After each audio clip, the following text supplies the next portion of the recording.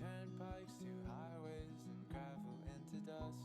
From soybeans to silhouettes advancing in the dusk. Sky above, I fell in love while I was sitting still. The rate at which the Rust Belt fades to Appalachian hills. I'm so stupid. Mike, hello. I was roasting y'all the whole time. I said absolutely nothing nice to any of you.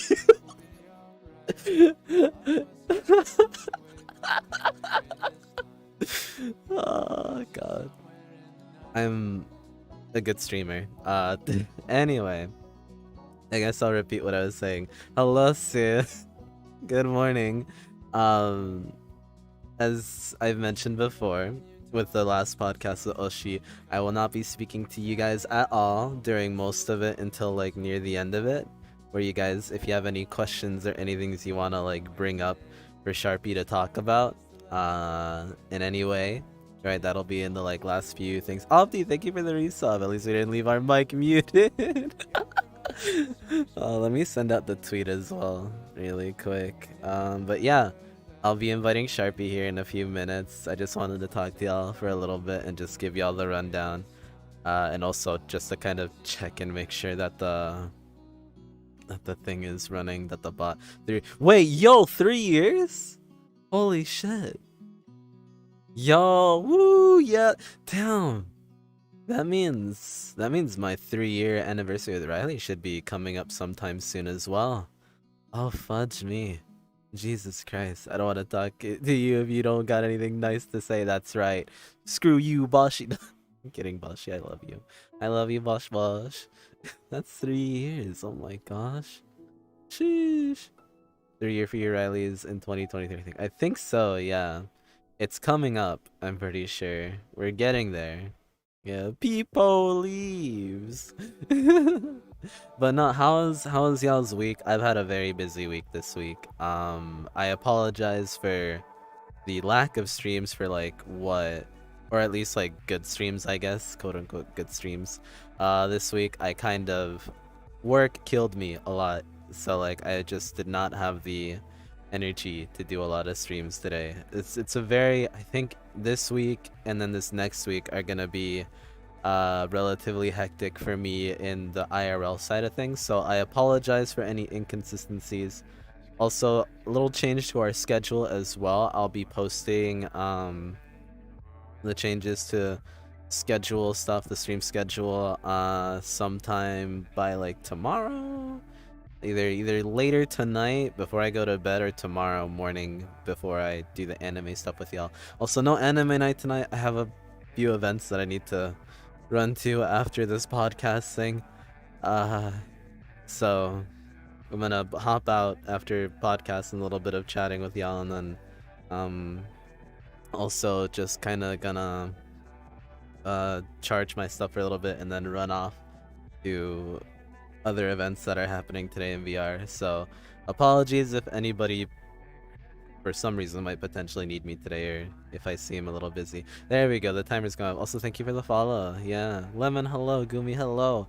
Hello. So if y'all haven't said hello yet, feel free to say hi so I can say hi to y'all, because if not, you're not gonna get a hello from me until near the end of the stream today. So good week. Yeah, I saw a lot of stuff for Yakuza. It's pretty pog. Pretty poggers. I saw. It looks sick. Anyway, let me put this up. Oh, boop. That is our guest today. They gave me a logo in non-PNG format, but it's okay. I know Photoshop. They gave me JPEGs, but it's okay. Pawan Halasu, good morning. How is you, Sweet Bean? So yeah, I kind of bullied Sharpy into the podcast, and by bullied, I just kind of have been bullying them in general on Twitter. But I was talking with I think Ari and like a few others the other night about like my first official DMs with Sharpy on Twitter were, "You next week guest yes?" or something like that in all caps. And they replied to me like so scared. Like it's like their response was like it seemed like they were scared of this of me or something. I was like, oh no, I hope I'm not actually intimidating them or scaring them, you know. I sent in for therapy yesterday, that's about it. Oh, good. Therapy good. Definitely, yes. Minty Cat, hello. Intimidation check, yeah. The responses are so cute to like my DMs and stuff. I'm gonna pester them about that when they get here. I'll give y'all like 5 more minutes and then we'll bring Sharpy in and stuff. Thank you for the follow. Just kind of, want to get my hellos for everyone really quick, because then, if I'm going to ignore y'all for like 3 hours-ish, and the start time is technically, for the podcast, is technically 11 a.m., so 5 more minutes until 11 a.m. my time. I just like to dedicate like the first 10-ish minutes to checking up on you guys, because I wasn't able to stream very consistently or well this week to properly say hi to y'all and stuff, and like properly check in on y'all. I don't even remember most of what I did this week, honestly. It's all a blur. It feels like I drank a lot and then like blacked out every night, because the next day I couldn't remember a single thing that I did the night prior. It's kinda, yeah. This week is a blur, y'all. I don't, if anyone ever says anything about like whatever of like, oh, that doesn't play on stream right now, but I heard that for some reason. I need to figure out why. Because I don't want, or I'm just gonna pause redeems, actually. Because I don't want anything to play while I'm talking to Sharpy. So let me see, manage rewards, channel points, and then we're going to pause any sound ones, so Copacabana and Weird. Everything else, it's fine. They don't make sound, so it's whatever. Yosh. I like your avatar. Thank you. Kiwi, hello. Hi-yo. We'll have Sharpy here in like 2 more minutes-ish. I'll invite them, and then y'all can see who our guest is. And after that, once they're in here, I'm ignoring all of you. Don't even talk to me, because you're not gonna get through. I'm gonna move my OBS like over here to where if I need to see chat at all, I have to like literally hard left like look at y'all. So yeah. Get whatever it is you need to say to me or at me out of the way now. I fixed the chat box, by the way. I fixed the chat box. It's not delayed anymore. I fixed it. Are y'all proud of me? I fixed it. Look, it worked now. It's not delayed anymore. Let's go. Y'all are there in real time now. Look, it's you, chat. It's you. That's crazy. I fixed it. I did that. Me. 100%. It's me. Smile. Gosh, but I hope y'all are doing well. Hope y'all had a good Friday. Did I stream on Friday? I did stream on Friday. Did I? I did. It was a desktop stream though. I was very tired. I contemplated doing a stream when I got home, but I was also still too tired to do a stream when I got home. I didn't even get in VR. I haven't been getting in VR like at all this week, like for leisure at all. It's only been streaming stuff. Today is kind of like the most like leisure, I guess, for getting in VR, like, because I'll be at a party and then I will be hosting an event if it's still happening. I haven't like heard about it and there hasn't been like an announcement about it, so I'm kind of scared to know if the event got canceled or not. It's on me for not communicating too much about it because I was so swamped this week that I didn't even get to talk to Brooke or Dev too much about the thing that I'm helping host. So yeah, an event. Yeah. Love your avatar. Do you have to make it before you put it in on the VR? Yes. I do. Such as any avatar in VR chat. Yeah, there's 2 events going on. One's a birthday party. I won't say whose because it's supposed to be a surprise, but there's a birthday party happening today. Later tonight. And then a virtual sanctuary event that I think is still happening. I don't know. I don't know. Founder, by the way. Virtual Sanctuary founder at your duty. Or at reporting for duty. Yes, I know what I'm doing. Anyway, it's time to start inviting Sharpie into the world. They should be online anyway. Didn't Virtual have a thing last night? They did. They had like a music event. I'm guessing they're doing music events on Fridays now. Let's see. Online friendos. Where is Sharpie? I'm pretty sure I have them added, right? Do I not have them added? I could have sworn I had them added. Oh no. This is scuffed. Wait, are they online? Either they're not online or I don't have them added for some reason. Oh, no, they're online. Poggers. I was like, I swear I had them added, right? Can you have Sharpie added? Look, I'm gonna confront Sharpie about this in like a second. Nori, you're stinky. I'm gonna confront them about a little thing when they get here. Let me send invite. Look, I'm a wonderful host. I swear I know what I'm doing 24/7, round the clock when I stream. We're gonna change up our music. No more Vansire. We're gonna play our thing here. The podcasty music. This shit. Yeah. I'm a wonderful host. Alright, I'm good streamer. I didn't have my mic muted at the start when I was talking to chat. I have my guests added and ready to go at any given moment. And now I'm ignoring you guys. Bye. I'm putting you guys all the way over here. Goodbye, chat. Bye. Get ignored. You're being ignored now. Bye. Sharpie should be here any second. So yeah, heck y'all. Y'all are mean to me anyway.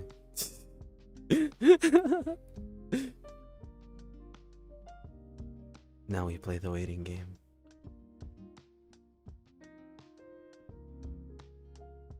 Enjoy the finger. Oh yeah, let me get rid of my little keyboard here. I don't need that up anymore. Now we sit here awkwardly and we wait for Sharpie to show up. The awkward sit. I'm gonna pretend like I don't see y'all at all. Well, I don't even need to pretend I don't see you guys. You're like over there. I'm just gonna pretend I'm not streaming and that I have no idea of what's going on. So if anybody tunes in, they're like so confused as to like why the streamer is sitting here alone. And like it's supposed to be like a podcast. My guest Sharpie after I took my meds. POV, you run a podcast, but you're also medicated. Oh god. Hopefully they got the invite and it's not like scuffed or anything. Dun, dun, dun, dun.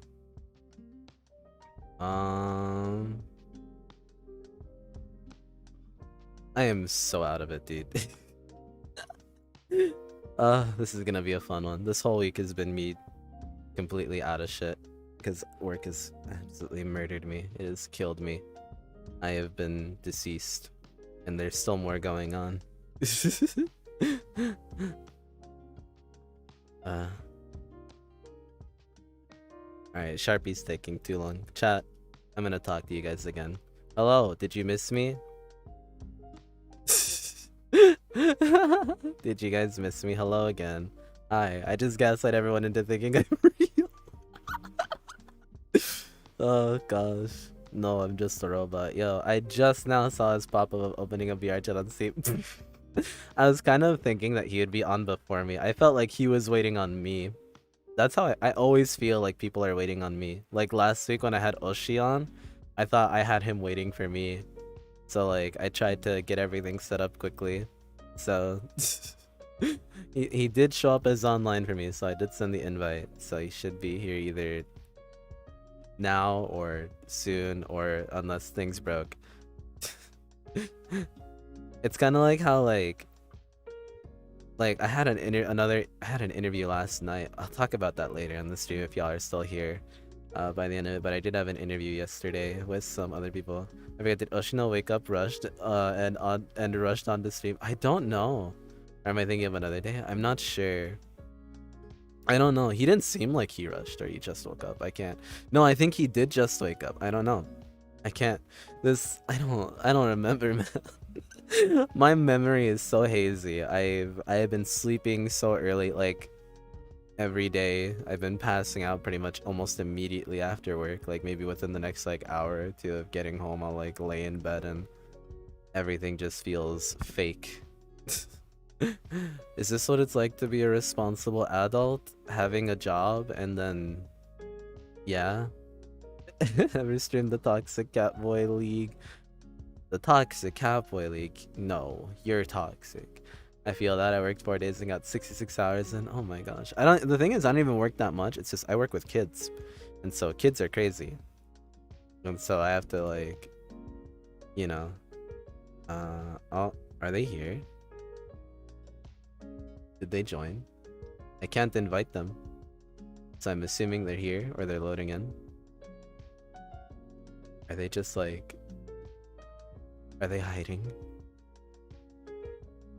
Because I know the load in for people is like right over there in the corner where I can see. So I'm just waiting to see they load in. I'm beyond exhausted. I feel that. I've even been going to the gym on top of it too, which is partly why I want to change my stream schedule around, because I want a better days to go to the gym, because Tuesdays I start my shift early, so it's harder to hit the gym on Tuesdays, and I'm in such a rush to go to gym and then to work immediately on Tuesdays. So I'm gonna change my gym days to like Mondays and Wednesdays, or Wednesdays and Fridays or something, and then alternate the stream days to like whatever to fill in those days. So we'll be changing stuff up at some point. I feel so... You know what? Should I bully Sharpie for being late? Should I like make him... No, I shouldn't. That'd be mean. I'm not that mean. Absolutely, yes. I'm like, nah, I feel like that'd be mean. Chat, yes, do it. Yes, why not? Y'all are evil. Y'all are cruel. I can't even invite them. Not that mean. I was going to bully him about other things, but yeah, now you have a reason. I do have a reason. Yeah, go wild. I never claimed to be nice. It's fine. I guess we'll bully him. I'll make one of him. But idea I'm having troubles there. He goes, just uploading an Abby, lol. Do you think keyboard? Just uploading an Abby. Oh my gosh. Use it as a nuclear option. Oh goodness. Well, for some reason VR chat isn't letting me invite him. So either he's loading in or he's not. I don't know what's going on, honestly. Oh, he's not even online anymore. Wait, he's not even online. He's gone again. He's gone. That's why I couldn't invite him. Either he's loading in or he's not online. Like at all. I don't know what's going on anymore. What an episode so far. Chat, this is our podcast now. Chat, I'm gonna interview you. You're the guest now. So tell me something about yourselves. Like, tell me a little bit about you, chat. You know, let's what do you do? You know, what makes chat? Yeah. What is chat? I post ass. Oh, that's pretty nice. Mm. Well, hi, my name's Chat. I'm a femboy. Chat's a femboy. Oh my god. Me too. Oh, that's crazy. I like cars and Warhammer. I can't relate to those things, but you know what? That's pretty cool. Yeah, they even need to explain beside being the victim. You're always the victim. Hi, I'm the gambler. Ah. I hear every chat has at least like one or more gamblers. Yeah. Gambling. I'm Chat. I like the funny ragdolls. Hey, me too. I also like funny ragdolls. Ragdolls do be kind of funny. Okay, they're online again. I'm going to invite him again. I'm going to invite him again and see if he joins this time around. We'll find out in a second. Yippee! Now that I know why he's late, I'm gonna bully him. He's almost 10 minutes late, y'all. I had to talk to y'all for more than 10 minutes because of him. God. SMH. Bully the midget. Oh my god. Bully this dwarf. This absolute dwarf. What is he, like 5'4"? Right? Or something like that? I don't know. When he gets here, I'm gonna be like, so you're like 4'3" if I remember correctly, right? For then 10 minutes, new chord. New record. We talked for an extra 10 minutes. Like 4'3". What are you, like 4'3", right? Is that... I want that to be like the opening thing. Like, I'm gonna tell him to talk about himself, and then after that, and like, be like, and you're also like 4'3", right? Like, you're one of the shortest people in VR. Do that completely, yeah, just segue it. Just like, you know, just make it like a completely normal, like, casual thing. Like, so I heard you're like the shortest person in VR chat, like the shortest femboy at like 4'3". How's that feel? Whenever he joins. Oh gosh. Compact, yeah, compact femboy. You know, we can take him in a bag. Technical difficulties, one momentum. Oh my gosh. This is so scuff. Well, you know what? It's fine. My stream is known for scuff anyway, so yeah. Smaller than Oh my god, if he's smaller than Germa, then that's impressive, honestly. Oh gosh. I'm gonna be like a teacher, you know. I'm gonna pull my like a natural, like, you know, adult teacher talking to child instincts and be like, you know, you knew about this for a week. You're telling me you couldn't get... Nah, I feel like that's so mean. Even like saying it's so mean. Sharpie's VRC is breaking harder than the EAC update. Oh my god. You're not much better at 4'6". Hush you! I'm not even at 4'6", alright? I'll have you know I am the natural average height, yeah. National average height of 5'8" to 5'9", somewhere around there, I can't even remember. Scuffed. Scuffy. Oh gosh, just like me, wowie. Yeah, see? National average height gang, let's go. Natural average for kitties is 4'5". What do you mean? Hush you. Your natural habitat is piss. I don't want to hear it. Alright. You lose and inch when you argue. And inch? I lose and inch? Inch my way towards what? Gumi? Yeah, that's right. If I make a verbal typo, I'm gonna get on you for in-chat typos. But see, in-chat typos equate to your arguments being null and void. Yeah, inching his way towards us. Wah, kitty jump scare. It's a kitty jump scare. Y'all can do something with that. I don't know. Average height 5'2", sir. Is that what your height is? Neko. Frozen, hello.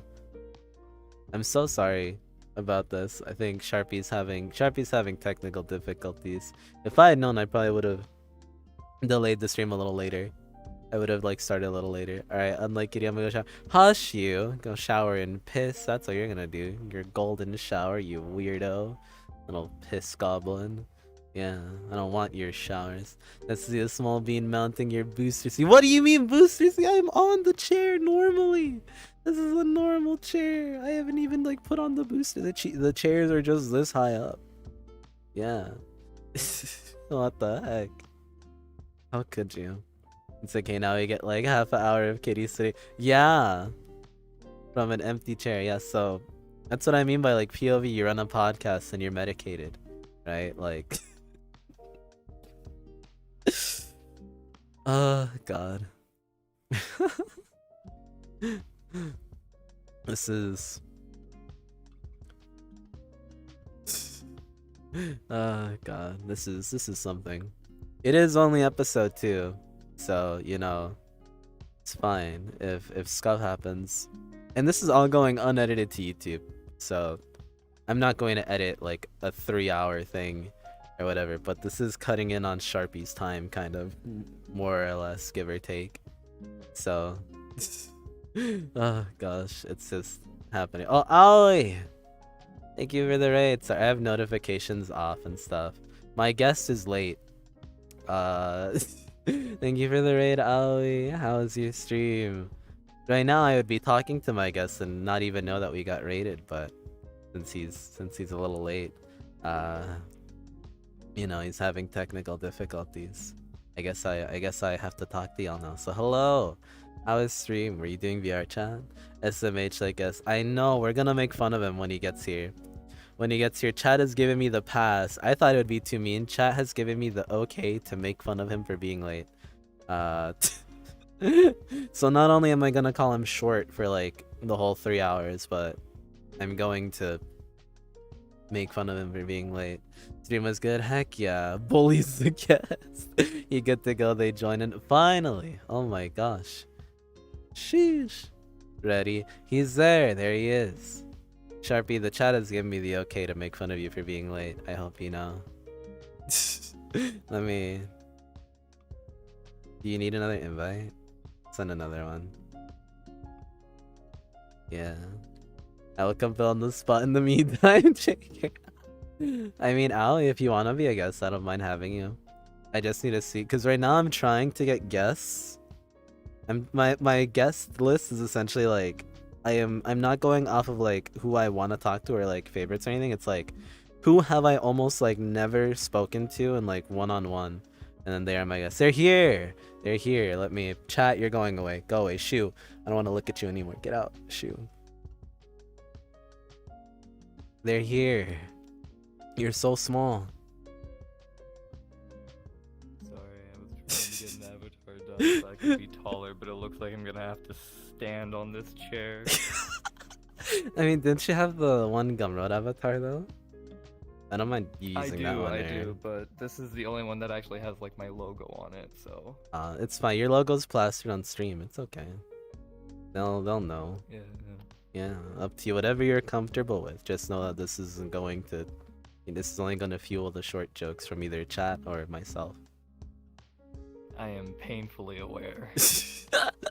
Anyway, since you're late, it's time for you to say things about you, so that way chat knows who you are. I don't even know really what's there to say. I'm Sharpy. I make memes, I sing, I dance. I just kind of hang out and have fun. Woo, Sharpy, hello. Well, glad to have you here. I hope you're not too nervous. I totally don't have my knees locked or anything. Yeah, I was gonna say, you seem so tense just standing there. Are you sure you don't want to like sit down? If I do, I don't think I'll be seen. We can just pretend there's like a booster chair for you. Like you can just sit in the air if you want, you know? Okay. Just, okay, yeah. I'll sit in... I don't want you standing there for like 3 hours. I feel like you'd be more comfortable just, you know, or you can even sit on the table if you want. You know, you'd be the first guest to sit on the table. I think I might have to sit on the table. This is a little weird, huh? Alright, hold up, I got Yeah, this. just... There you go. With Come your here often? back to the chat. Absolute Chad. There you go. It's perfect. No, I'll just fucking... There we go. That'll do. Perfect. Okay. Fuck. So... Let's see. I never come up with like topics or anything. I just kind of wing it. That's what I do with Oshi. So... I guess I'll ask you the same thing I asked Oshi to kind of break the ice. What got you into VR? Like, what was the reason you were like, VR chat? That seems cool. And then getting into it. So the funny thing is, I watched the VOD Yeah. from the previous episode, and the reason why I even got in VR chat, I actually met them yesterday, which is pretty cool. Nags, believe it or not. Yo, okay, so same reason as me for the most part, kind of. It's like Nags and like all the OG like VR chat creators and stuff. Okay. Anything else? Like, is it just Nags or like? Well, I kind of was not attractive, and seeing a game where you could look like anything, be whoever you want, go wherever you want, do whatever you want, and meet so many cool people, it felt like a fresh start to rebuild myself however I would want to. And I never figured I would get to like this kind of point, but I did want to rebuild myself as a better person, and I feel like that kind of also made me better IRL. Okay. That's a good, because like I feel like that's one thing about VR chat, right? Is being whatever you want kind of thing, right? Embody. Has it like boosted your confidence IRL? Like do you look at yourself and go like, you know what, I'm not so bad now? Or do you still kind of just go like, ugh, and like wish you were like your VR avatar or something? Oh, I have hella body dysmorphia. I always think I don't look good. God. You wouldn't be the only one. I know a lot of people who suffer from that and stuff on VR chat. Which is, I guess, again, why I think it's so cool for people to, like, you know, if you have, like, I've talked about it before with some people, like, not on stream, but, like, in casual conversation or even, like, in interviews and stuff that I've partaken in, where it's, like, you know, I think VR chat is one of those things where it's, like, if you are suffering from something like dysmorphia or, like, maybe you're trans and you're not quite sure just yet if you want to undertake procedure, it's, like, it's not exactly cheap, but like it's a good way to kind of just get into something that might help you figure yourself out and like things for like the long term kind of thing, right? To like really be like, yeah, you know what, like I do want to go down this path, you know? So, you seem so like shy and quiet. Is it like are you just nervous? Yeah, it's usually me when I first meet somebody is I'll be like really quiet, but after I start getting comfy, then it starts getting more into like kind of gremlin territory and yeah. Okay, because I was gonna say complete different from like, because you mentioned that we met before at EO's going away thing. And if I recall, I think I finally like remember who you were. You were drunk that night. Oh. If I remember correctly. I think maybe. I don't remember if you were. I was not. No. I was the bell guy. You were the going bell around person. asking people to ring my bell. I thought you were Yeah. drunk. Or that you had like drinks or something. You seemed like there was something going on other, because like you're like the only person that's ever come up to me saying ring my bell or something. You were a robot for me at the time too, so I had no idea what bell you were talking about. This is Well, like I really had it awkward. IRL, so I would Mm-hmm. have people ring my bell, and I would take off one controller, and yeah. Yeah. The only reason I like did that though was because my fiance at that time wanted to support me because I was Mm-hmm. having pretty much a heart attack seeing so many cool people that I've seen videos and streams of. Mm-hmm. And they were just like, they're just people. Just you know what? How about this? You're wearing your bell, right? Let's just go around and break the ice by just asking people to ring your bell. And I was like, I don't know why the adrenaline in my head was like, you know what? Yeah, that's a great idea. We should go do that right now. Let's go get people to ring my bell that I've never met before. Yeah, I was so confused because like Uh, if I've never met someone in VR before, everyone's a robot. Like until I show their avatar and talk to them. So I had this robot coming up to me saying, "Ring my bell." I'm just like, in my head, I'm like, I've never spoken to you before. Why? Who is this person telling me to ring their bell? I have. I was so like, I don't know. I felt awkward because I'm just awkward in general. So like my awkwardness went up even more. It's like what? What? I don't even remember what happened after that. I just remember feeling like I don't know what's going on because I just assumed some people were drinking. I think I had some drinks that night, but not a lot. And so like, yeah, not enough to. I don't think I had enough to like get drunk, just enough to kind of like feel something. I think, and then everyone else was drunk, so I was like, it's probably in my head. I justified it as like drunk person, probably into some stuff and is going around telling people to ring their bell. I don't know. That was like my first impression without knowing anything about you. But at least I know the story now. You weren't drunk. You just were trying a like confidence booster of sorts, like an yeah. icebreaker. Okay. And so, like, I don't know.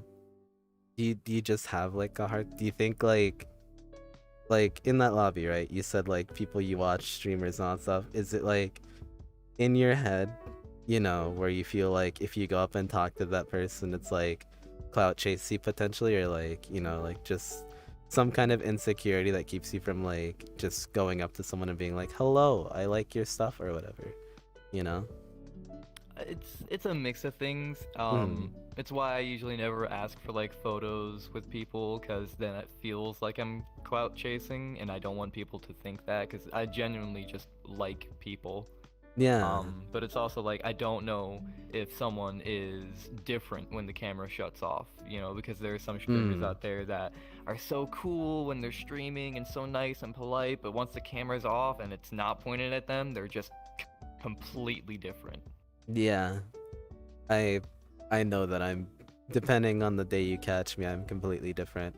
I'm either tired off my mind and you're going to see me like complete 180 from like what I'm like on stream, or I'm drunk and well then you'll see like a whole different side of me that's like that would never touch stream, or well it's kind of touch stream but on a lesser degree. Do you think you're the same on and off camera, or do you try to be the same on and off camera? I try to keep it the same on and off camera, and a lot of my friends actually can back me up there. It's always the same kind of vibe, whether I'm streaming or not streaming. I just keep it 100%. I think I'm meaner off camera. I bully people a lot more off camera, that's for sure. My friends can vouch for that. Some of them get beat up on a regular. But so speaking of like on and off camera, what even got you into streaming and stuff? Was it the same with like Nags, or like did you have someone like push you onto it or something, or what made you go like I want to make memes and streams? Well, I've been doing YouTube for like 4 years. Hey yo. So, yeah, I started back in like my senior year of high school, because a couple of my friends were like, hey, we're gonna make a YouTube channel together, and there was 3 of them, and I was like, you know what, I'll make one of my own. I've always wanted to make a YouTube channel and start, recording and editing, and so I did. And within 1 month, I had about 4 subscribers. they had 10. So obviously I was like, you know, they're better than I am, but that's not gonna stop me from doing this. You know, I like recording. I like hanging out with my friends and editing it and showing people what we've been doing. And I always show people that kind of example because we both started 4 years ago, but they quit after about 4 months. I kept going. They're at 30 subscribers. I'm at 3.6 thousand. Hey, There's Pog. always so many. Yeah. I was really surprised by that one day. But there's always like this kind of mindset that people feed themselves, this like poison. It's like, I'm not good enough. I can't do this. You know, there are so many mean comments, and it's hard to find ways to just keep on going and keep on pushing. But it wasn't really like a matter of, oh, I need to push forward. It's, I love doing this. I love recording. I love showing people and seeing the incredible feedback from a community that I've slowly built up feels amazing. Yeah, it's always nice to have like, because it's like that whole thing, right? Of like, you could get like millions of good comments, but that one always kind of sticks out. But like, if you have that like support system, right, of like people, you know, even if that one mean comment kind of sticks out, like you have everyone else like around you who does like watch you or like knows who you are, and that can like be like, don't listen to that like Sans fan 1992 or whatever. Like he doesn't know what he's talking about when he says you're cringe. I know you're cringe, but that's because we're friends, kind of thing. But like they don't know, like kind of thing, right? You know, but like kind of, I don't know. I feel like for some people it definitely hits them harder than others, right? Like I've seen a lot of bigger creators that like get into those ruts and stuff a lot, and it's like, it's kind of unfortunate because like a lot of them are like, the ones I've seen at least were like the staples of like, you know, VR chat. Like they're like some of the people that like a lot of us at some point watched and looked up to, and we're like, you know, I want to get into this because I saw so and so, and like I want to try and do what they do. And then like, you know, it sucks seeing that, regardless of like big, small, right? Because especially when it's someone you look up to, right? Where it's like, man, it even gets to them. That's kind of oof, you know? But I think it also helps knowing that they, even despite that, they'll still keep going anyway, right? And it's kind of like more of like that push to like, you know, like, hey, like they're down right now, but if they can get back up and still do it, right, then so can I, kind of thing, right? So yeah. Have you dealt with anything like imposter syndrome or anything in like recent? Oh boy. Yeah. Yes, I actually have very bad imposter syndrome, down to the point where I didn't want anybody to celebrate my own birthday, because I didn't feel deserving of any attention, and I felt bad when I got gifts and stuff like that. Oh god, tell me about it. Like I feel like that's the most relatable thing for like everyone at this point. There's so many people that I know that like don't like their birthdays, me being one of them. But like it's one of those things again, right? Like you might not like it, but like the tens of other people or even like hundreds of other people that like know who you are will be like, shut up bitch, we're celebrating it and you're going to cry, kind of thing, right? Like it's kind of, I told people now, they all, so many people were just like, you're gonna tell us yeah, your birthday, you're gonna do it one day. yeah. And I finally let it out, and they're like, alright, we're marking it down, and I'm just like, oh no, what are you going to do? Yeah, when is your birthday? What are you gonna do? I was born February 24th, 2002. Oh shit, so it already happened. Yes. Yo, happy belated birthday. You can have that banana as a present if you want it, like after the show. It's too far. Yeah, it's miles away okay. compared to my height.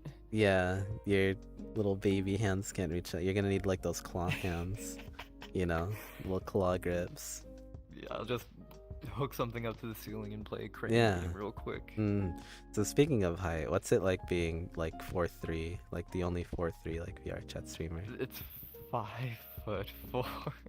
I'm not Right, that same sure. difference, right? It's It's not.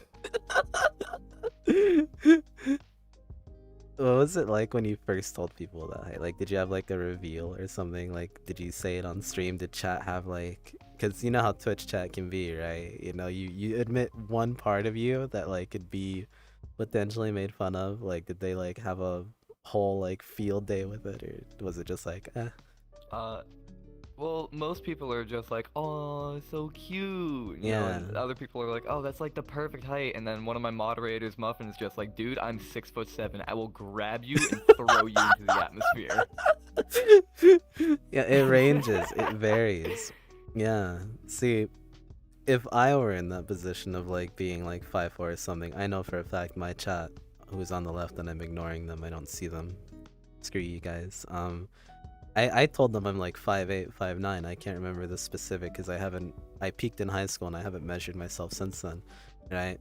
And they still call me short, right? They still, they have said nothing nice about my height other than you are short, you midget, or like any, like nobody's ever like, or at least maybe a few, but like a majority of them just make fun of me for it. Like, no one's like, oh, it's so cute, look at you, oh, or that's like the perfect height. It's like, no. Or if it's like the perfect height, it's like the perfect height to like punt me or something, right? It's like, there's never, it's never anything positive. So I guess that's kind of funny that you at least only like maybe your mod was the one that kind of like did you dirty and was like, I'll freaking yeet you into the stratosphere, whereas like for me it's my chat as a whole. Everyone's like, fuck you, well, kitty. It sucks because like I try to be menacing and I just can't because like Yeah, because your height comes up every there's time. a redeem. Well, yeah, but like there's a redeem that I have that has me like wear the bell collar or the bell choker, right? And they'll have me like do like push-ups or something and it'll jingle and I'm just like, god damn it. And I'll go to like punch somebody and it just jingles and I'm like, it just sounds like I'm not even trying now. Yep. Oh my god, that's perfect. You know what? I feel a little bit better about just being called short. I think you have it worse than I do. Passed out at work the other day for punching something too. That was fun. Oh boy. What do you do for work? Like, what's your line of business? Oh, if you're allowed to talk about it. I can. I usually try to like refrain from telling people, or Yeah. at least I did at first. But then one of my friends at work was like, "I tell people all the time, it's fine." I work in the military. Okay, military boy. Yeah. Like, what's that like? What's the military life like? Honestly, a lot of people have like this weird thought that, oh, military is always like super strict and you know you got to be like a certain type of person. That's only basic training. After you get through basic training, it's just relaxed. Like, you go to a tech school after your basic training, right? It's basically just college. You get your own dorm room, you might have a few roommates. Then after that, you get to your first base of operations. And then after that, you're pretty much just on your own. You're just living. I got pretty lucky. They actually sent me to Japan.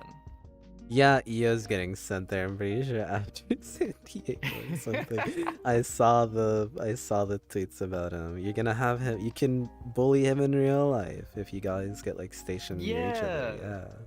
And then he'll remember you're 5'4", so there's a like, possibility. yeah.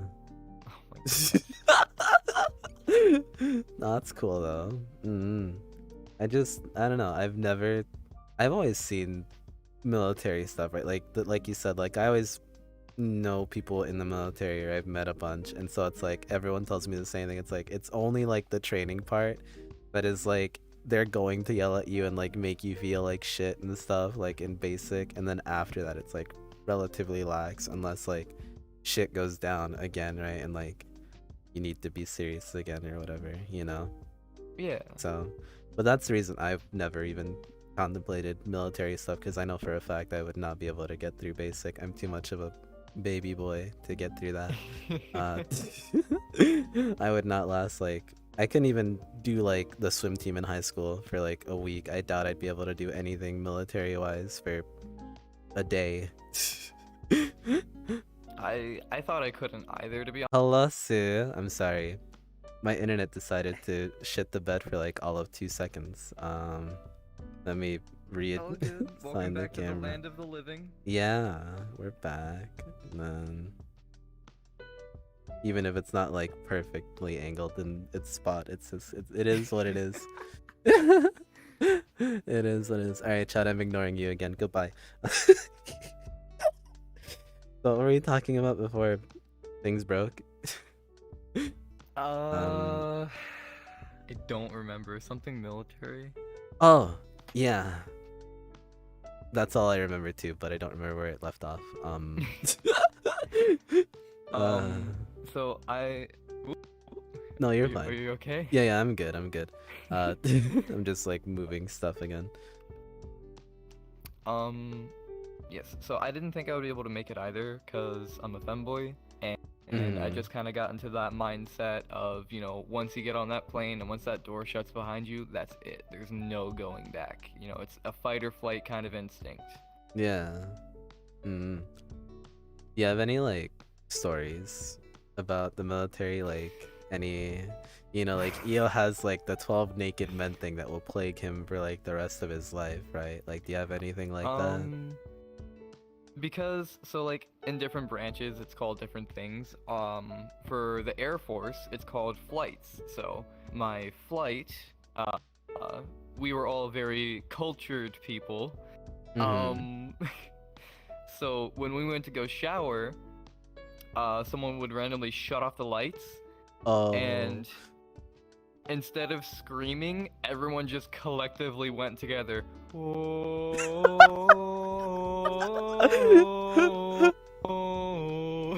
my god. That's actually so good. The other thing that was really cool that happened in the showers, it wasn't cool, it was very interesting. We had a guy that was from Jamaica, and it's one of the really interesting things is you have people from all different walks of life. He would always like kick down the bathroom door, and Oh my god. we would all just like whip around like, is that him? No, Is that no, him? that can't be him. The And legend. then he would walk around the corner, and then he would whip off his towel and go, Jamaican snake! And then helicopter his way into the showers. Holy shit. Oh my god. What an absolute chat. I would not be able to have the confidence to do any of that stuff. Jesus Christ. Man's is built different. Jamaican snake. Oh my god. Jesus. So you know how to fly a plane then? Like you can like use jets and all that, or not yet? No. So No? like the Yeah. thing with Air Force is the only people who fly jets are officers, and I'm Oh. enlisted, so I help the officers. Okay. But So no Femboy a lot of Airlines people- anytime soon. I wish.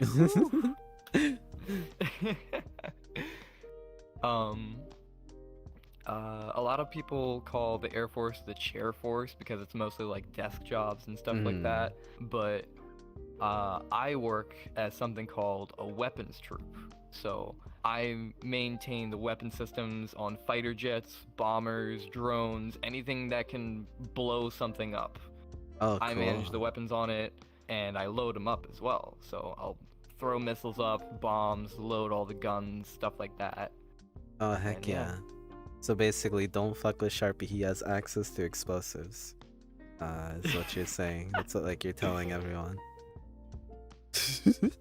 I mean, I wouldn't say because of that. I would say more like because I have to lift 100-pound missiles about daily. That too. Yeah. Oh my god. So you could probably eat your Pretty like big 6'7" mod. You could probably I throw could him probably around. throw him. Yeah. Yeah. Oh man. Next time he calls you like short and that he could eat you, just like tell him like, you know, I've got like the gorilla strength to do it too. You know, you could just like cartoon style like grab him by his feet since you're like at that level, right, and just start like spinning him around, you know, and then just shoop. He used to be a bouncer though, which Oh, is a fuck. terrifying thought. Yeah, never Yeah, mind. because like he used to bench press refrigerators. Okay, maybe not your 6'7" mod, but maybe someone else who's like not a bouncer.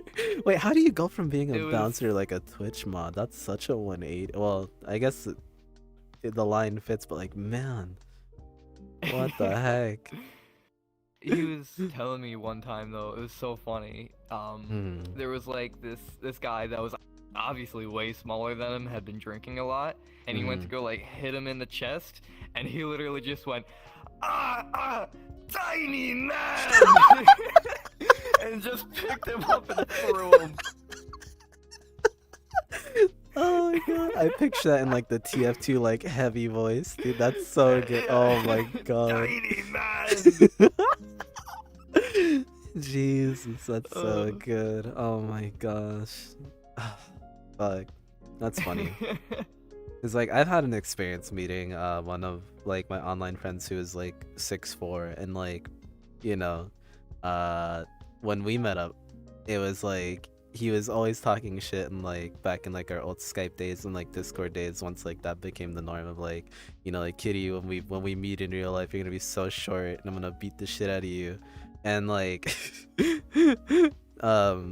like to prove to him that like, yeah, I might be smaller than you, but I could like, you know, still throw you around, I was like, let me pick you up, Steven, which was his name. And I carried him like effortlessly, pretty much. And like he was everyone was like, oh my god, Kitty can actually like, what? And I was like, yep, because I was like way more physically active at that time. I was like senior year of my high school, like freshman college thing, and like, you know, COVID wasn't a thing, and I was like actively like gym going ham and stuff, right? And like it kind of died down a little bit, but I think senior year of high school is like my peak in terms of fitness. And then I just picked him up, and he like had this like shocked look on his face of like, oh my god. But then I got picked up by like everyone else, and it immediately was like, you know, it reminded me that like I am still smaller than, I was so much shorter than like all of my internet friends except one friend who was like eye level with me. Everyone else was so much taller than me. I had to look up at everyone. Oh god, that was People fun. were scared of me in high school. That sucked. Wait, what? Why were they scared of you? Actually, it's to do with my username, believe it or not. Wasn't always SharpyDot. As a civilian, according to the NRA, I was classified as a sharpshooter. Oh, I see. Yes, so that's why I'm Sharpie, because I was god tier at Pavlov until I had my ass handed to me by a Marine. Oh boy. Yeah, I'm ass at Pavlov. Last time I played Pavlov, I couldn't land a single. The only gun I learned to reload was the AK, because it had like the simplest reload out of like every other gun. Like it's just easy, right? Everything else confused the absolute. I don't know guns at all. Like I feel so out of place most of the time, because like everyone I talk to like knows a lot about like cars, guns, and it's like all I know how to do is take pictures and put them on Twitter. I don't know anything that like cool people know about like guns or cars or anything that's like I just wanted to be one of interesting. the cool kids. So I did like my research on like that kind of stuff. And, yeah. I used to know a lot about guitars when I was younger. You could like show me a model of like a guitar, and I'd be like, that's like a 18 something whatever like thing, and like it's named after this person because like they were the first one to do or whatever, right? Like I was basically like an encyclopedia of like guitar knowledge, because I was super into like, I think it was like right around Guitar Hero 3 era, right? And like I was like so taken aback by, they had featured of like Slash and like Tom Rella, but Tom Rella was the one that like really like you know, struck a chord with me because he had such a unique sound. I'd never heard guitars like make the sounds that he's capable of like pulling out with them, right? And they had these videos of like behind the scenes and stuff of like how Tom Morello would make some of the sounds that he would make with his like guitar, right? He'd have like these custom like foot pedals, and like for some things he'd like literally rip off his like his whammy bar and like slide it up and down like the strings and stuff on like the fretboard. Oh, jeez. And just like, yeah, like he would like, there's one thing called like the helicopter sound, I think, if I remember correctly. It's literally just him slapping the strings on the fretboard with a whammy bar, and like he would use like his foot pedals and like I guess hold a certain note to kind of just like right, to like make the guitar sound kind of like a helicopter. And it was so cool. And because of that, I would like research into like a bunch of like guitar players around that time and stuff, and I've forgotten all of it now. It's been like a decade at this point since I've learned all this knowledge. And like, you know, if you don't repeat the same thing and you don't study stuff, right, if it's not like a regular part of your life, then it eventually leaves you. So I don't remember shit. Right. You could ask me anything about any guitar and I'd be like, it makes sounds. Yeah, it's like, I don't remember any facts about it anymore, so. I used to be a real like nerd whenever it came to like medieval weaponry and medieval kind of history and stuff like that. Mm-hmm. And I even remember we had an Elizabethan era class, where we had an assignment to like do like a presentation on this subject. I got hairstyles. Hey, Not happy with that. And my friend got medieval weaponry, but when he showed up the pictures on his presentation, I literally raised my hand and he was like, "What do you want?" You like And I was fact like, checked "That's him. not an Elizabethan sword." Yeah. And he was like, "What do you mean?" I searched up Elizabethan and I was like, "Well, I can explain why it's not an Elizabethan sword." Elizabethan swords were more of a straight hilt, and the pommel was more circular and could be unscrewed and thrown in combat.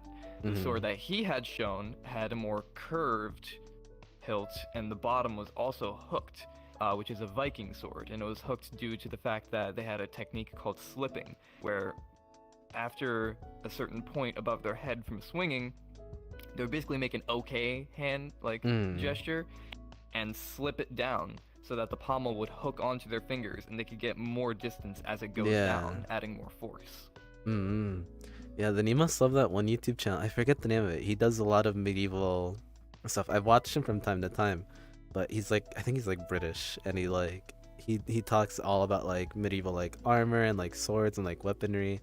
And like I know one thing he's done is like whenever like the trend of like, you know, Dark Souls or Elden Ring even, right, like would come up, he'd be like, how effective would like this sword be, like, you know, if it existed then or something, right, from like Elden Ring, and he'd like analyze it with his like knowledge of like, you know, medieval weaponry and be like, this would actually be like, you know, not very likely to succeed in like actual combat, you know. But I forget the name of the channel. Someone in chat probably knows it, or maybe you've seen it and you know it but you also can't remember the name either. But I've watched them from time to time, and it's always really, like, I don't know, I watch a lot of random channels at times, even though I'm not particularly like interested or like wanting to know about that stuff immediately, right? Like I don't really care for medieval weaponry. It's cool and I like to watch stuff about it, but it's not like I'm ever going to dive into it, like, you know, and like really want to learn everything about it. Just like, ooh, this seems interesting, like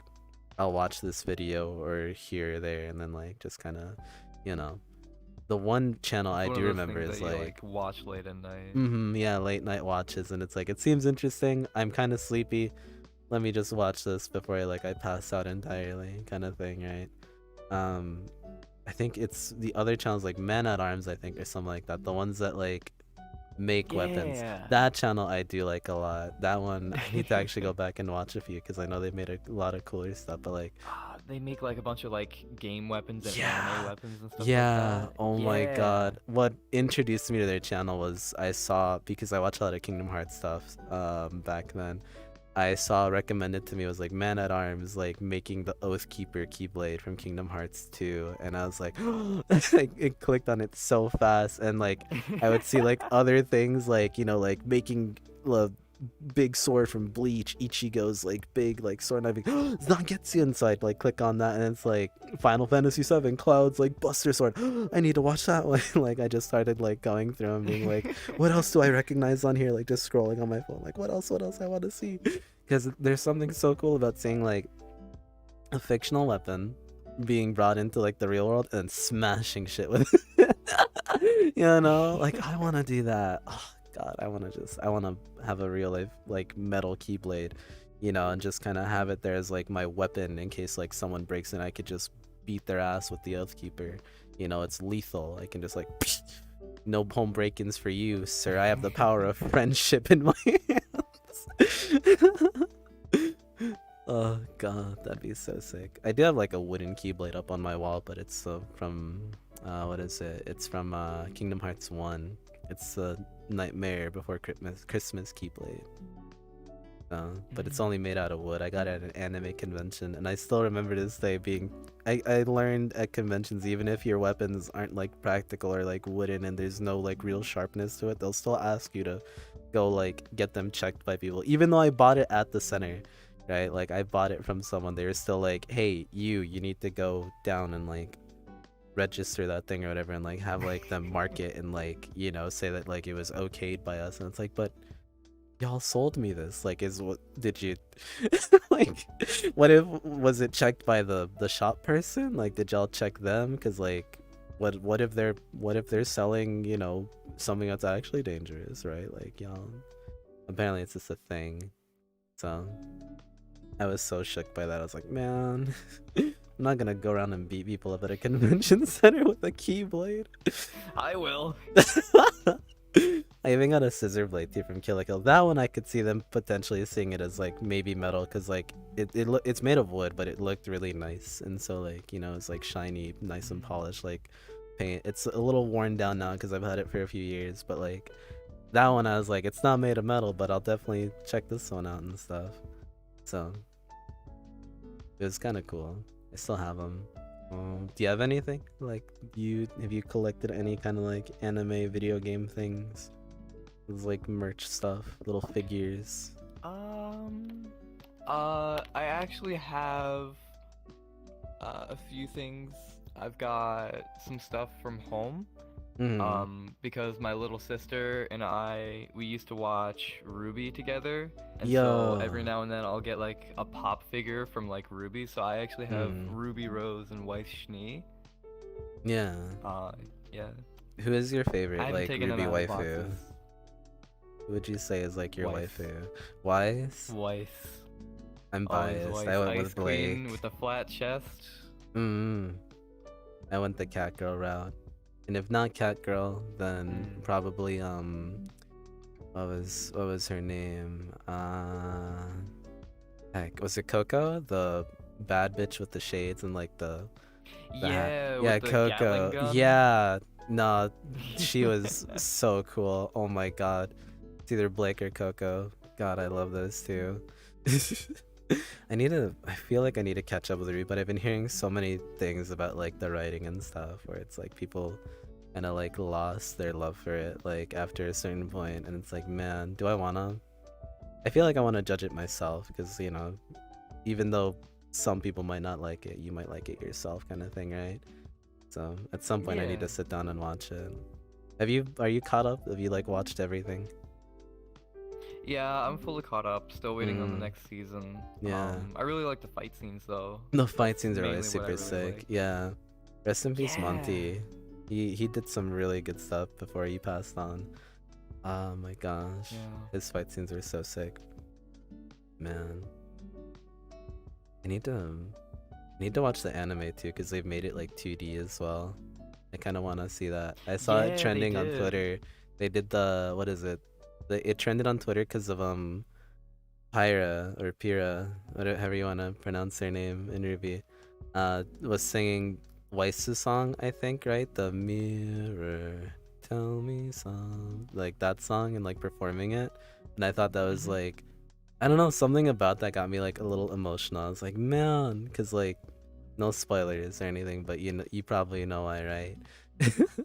So something about that was Yeah. like, man, that like hit me right in the feels. It is super good. It is super pretty. I want to check it out because it looks like it's well animated. I just need to actually have time to sit down and watch stuff. Mm. What's your favorite show? Like anime wise, or just in general, Anime wise. cartoon, anime, TV. Okay, so like anime wise, I'm really into One Punch Man. Yo, But okay.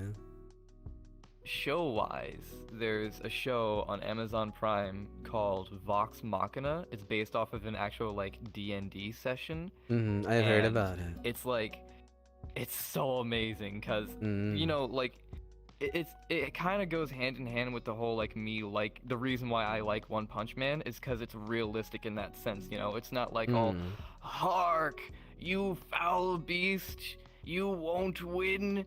It's more of like, oh my god, my back fucking hurts. Just give me a second, dude. Like, ow, I hiked all the way here. Can you like time out for a second? Like, Jesus. That does sound good.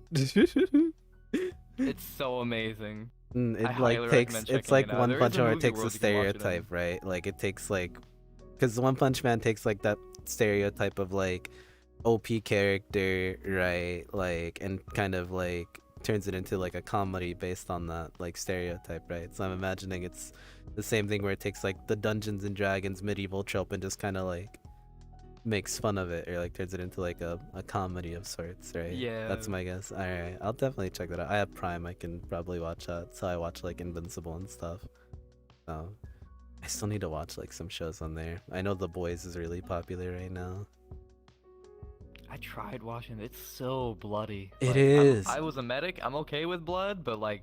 Yeah, whew. no. Oh my! I've watched a lot of Corridors videos, Corridor Crew, and they they break down that Hey. stuff. Yeah, and so like they'll like go by like some of the bloody ones like frame by frame. I'm just like, Jesus Christ, dude.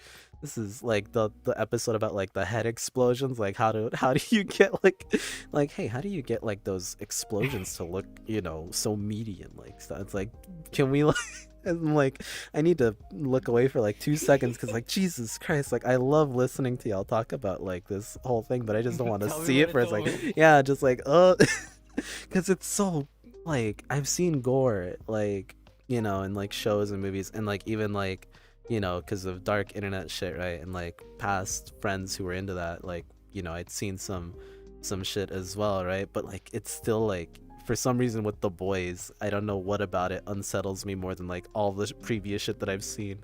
I don't know what it is about it. It grosses me out so much more, and I'm usually okay with it. Like when it comes to like gory stuff, like I'm like anime live stuff, it's usually fine. But like, oh god. It's so much more gruesome it feels, man. Let's see, what else is there? Again, I don't plan any of this stuff, I just kind of wing it. So is there anything you're like do you have any other hobbies outside of like VR? Like what else do you do? I used to be like really big into rock climbing and running. Yeah. Mostly I just dance and sing now though. Yeah, what's your favorite song to like sing? Yeah. Oh, that's a good question. There's one that I've been trying my best to write so far. And I usually sing it with my ukulele. But there's I forget I think it's Skeletons by Keshi that I also sing and play with on the ukulele. Okay, so you play ukulele. That's cool. Yes. Yeah, I know a few people who do. Why ukulele? Why not like acoustic guitar or like electric or anything? Well, my cousin, I was hanging out with him one day and he was literally just like, have you ever thought about playing an instrument? Because their whole family is musically talented. They play piano, drums, guitar, and I was like, I mean, yeah, I guess I would kind of like to learn an instrument, but the last time I tried, I got yelled at a bunch because I wasn't playing the saxophone right in middle school. And oh god. he was like, just try ukulele. It's smaller, you don't have to worry about so many strings and frets. And I was like, you know what, I'll try it. And so I got my own, and I started just practicing, and it was really fun. Mm. And I just learned songs, and after I got really comfortable with playing it, I just made it second nature to play like the strings correctly, and I just sang along with it. That's cool. Yeah, I get the whole like musically talented like family stuff, right? Because you said it was like a cousin, right? It's like the same thing with me, where it's like I have cousins outside of the US who like literally have their own little band, and I would listen to them like growing up all the time. One of them's on like keyboard, drums, one knows how to play like guitar and bass, saxophone, clarinet, and it's like, you know, I've always wanted to like join in with them at some point, and then like I couldn't play any instruments. I tried to learn the drums with them. They taught me. The most I could do was like the very basic like dun dun ts, dun dun dun ts, you know, like I got that like pretty much like down pat at one point, right? But like I couldn't for the life of me pick up anything. So like one day I was like, I want to be like a singer. And then, you know, when you're young and you don't understand how singing works, right? You're like 6, 7 years old. My child adolescent brain was like, anytime I watch like American Idol and stuff, it's always like the people who can hit like those high notes that are like really good, and they get like the woo, right? So I was like, if I just screech really loudly, I'll sound great. And just like that. And I told them like, because I would visit them for Christmas, because it was around my birthday time, right? It's like around Christmas, right? And so I'd visit them, and like one year I was like, I want to sing a Christmas song with y'all this year, and I sang in a really terrible high-pitched screech. It's one of those like 3 a.m. memories that like pops up, you know, where you like regret the fact that you were a dumb child and did that stupid thing, right? That's one of the many things that pops up into my head of like, yeah, you remember when you like shattered everyone's eardrums with a microphone and speaker because you thought that singing at like, you know, high frequencies was a good idea. I've ruined Feliz Navidad for everyone that year. It was not good. And then I kind of stopped trying to sing after all because I was so embarrassed by that. And like, you know, growing older, I was like, I would look back at that and be like, oh God, no, never again. And then I just started singing in the shower. And then one day Twitch Sings was like a thing. And then I would stream that at some point. And people were like, wow, that's... Kitty, you're not that bad. And so I just kind of kept going on it. Did you ever get to try out Twitch Sings? Like, how long have you been streaming for? I did not.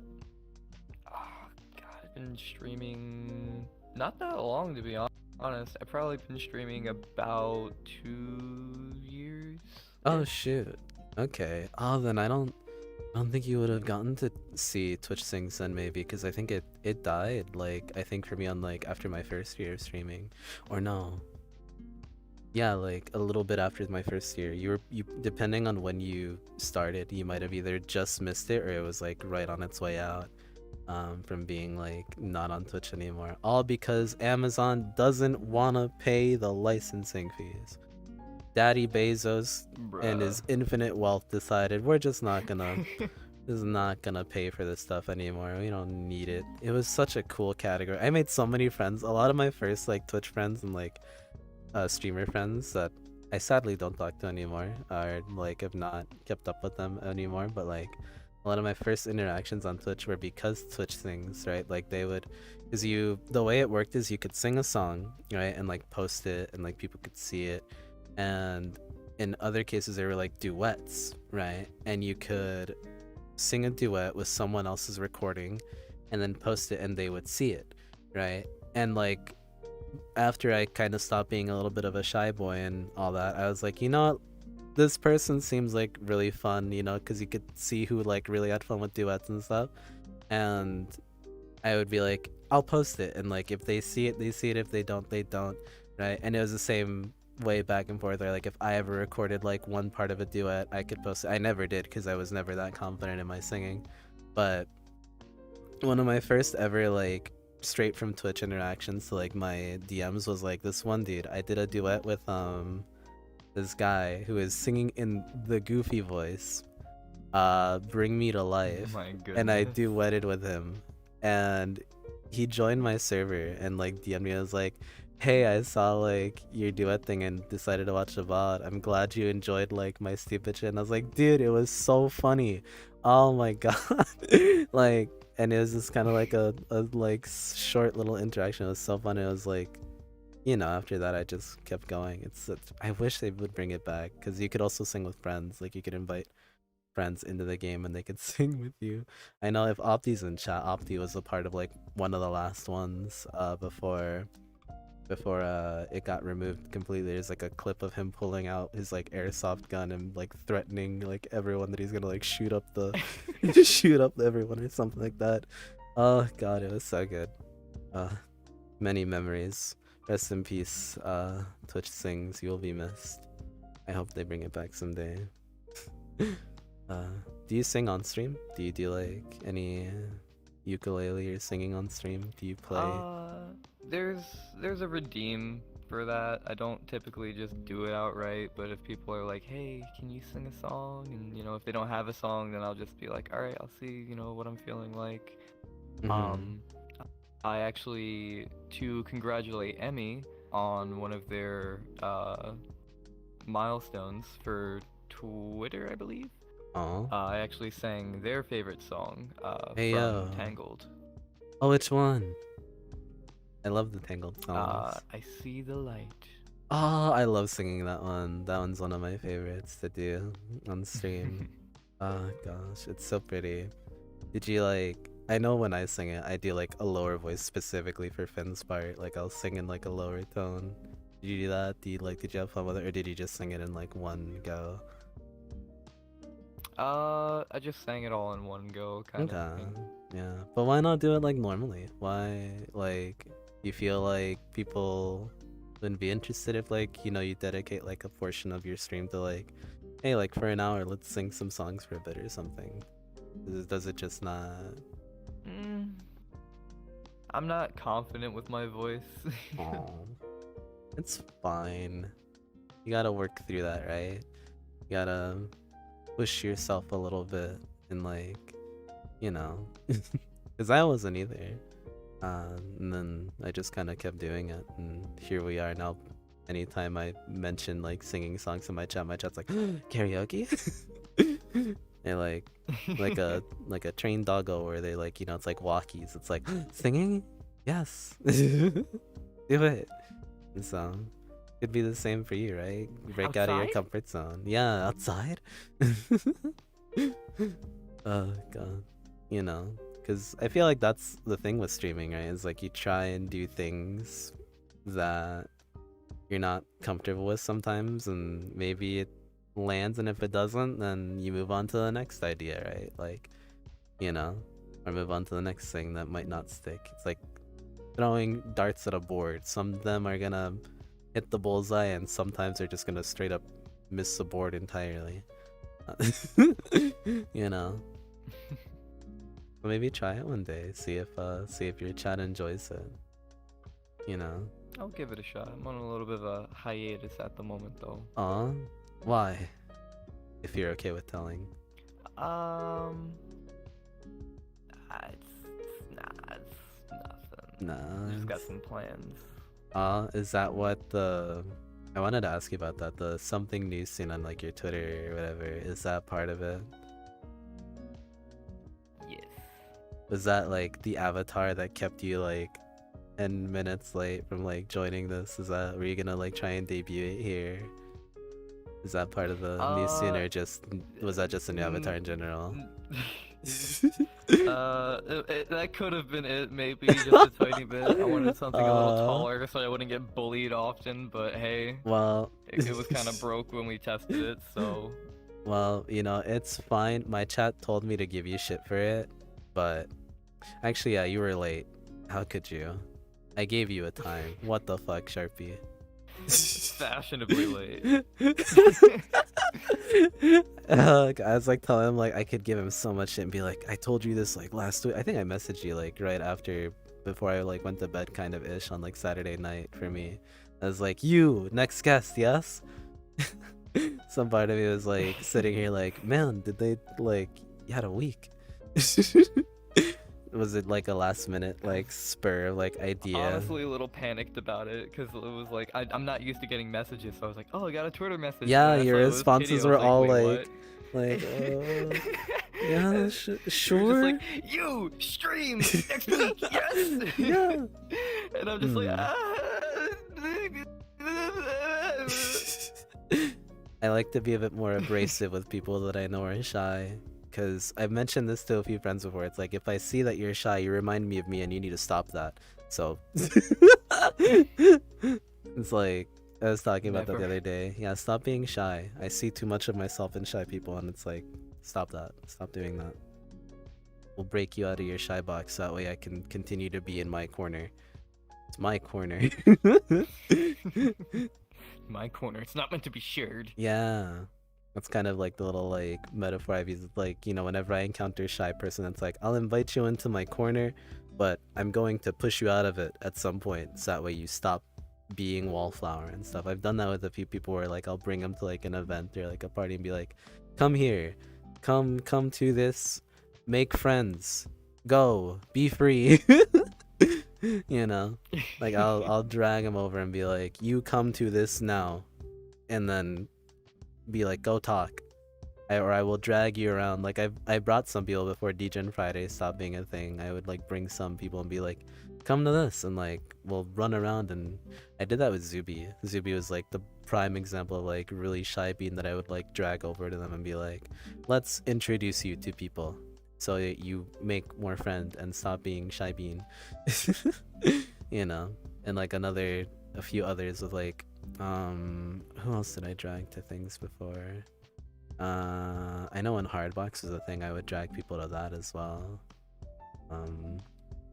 In like the speakeasy drinking event, I've dragged so many people to that and be like, come get shit-faced. You will have so much confidence when you drink, and you won't even remember the night if you did something stupid.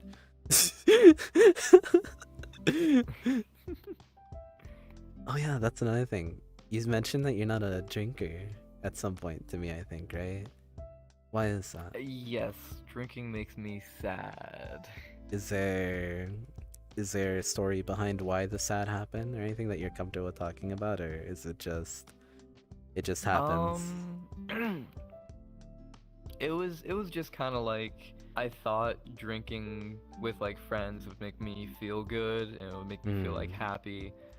And it didn't. It just made me think about things that, you know, I had done, you know, thinking about how I got to where I am. And I thought, okay, well, maybe if drinking with friends isn't my thing, maybe I'm supposed to be just like a solo drinker. So I tried drinking by myself. Oh and that was god, way worse. no, that is so much worse. Oh god. So yeah, drinking, not for me. That's fair. Okay. Yeah, because I don't like to pressure people into it, but like if you are a drinker, I'll be like, do you drink? If so, come, like, because I only drink once a month, because I'm not that much of a drinker either. And so like the one time out of the month that I do drink, I'll like invite people and be like, do you want to come to this thing and like share a few drinks? Would be Pog, you know. I've invited Oshi and like a few others to it in the past, Sai and like a bunch of other people. I know Opti's come to some of them too, but he doesn't drink. He'll just take water shots when I like go up to him for like a shot. Opti just kind of watches all the, because I know you know Opti. I know you and Opti have talked before. Yeah, Opti's really cool. Yeah, he's funny, man. He's probably still listening. Opti, your Pog. And like he'll just kind of sit in the events and just kind of like, you know, no alcohol, only water, and then I'll just get drunk in front of him.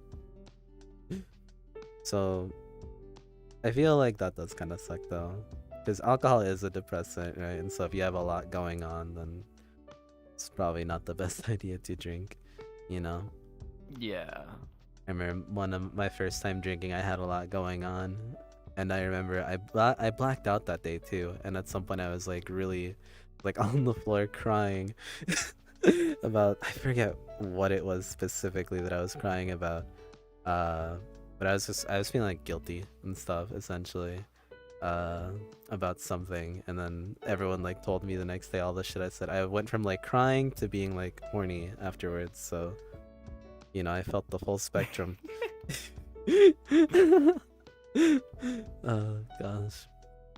And speaking of, how's the fansly stuff for you? Have you done it, or like the lewd stuff? You mentioned that you weren't gonna potentially post. I saw a tweet about that.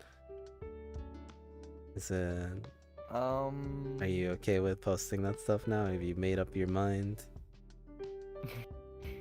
or have you already? Yes.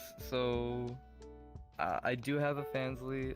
I need to definitely upload on it sometime soon because I haven't uploaded in like months, but people are still like paying me money, so I'm like, do I really need to? You know, if people are already like giving me money for that kind of thing. Yeah. But I do plan to upload there again sometime soon.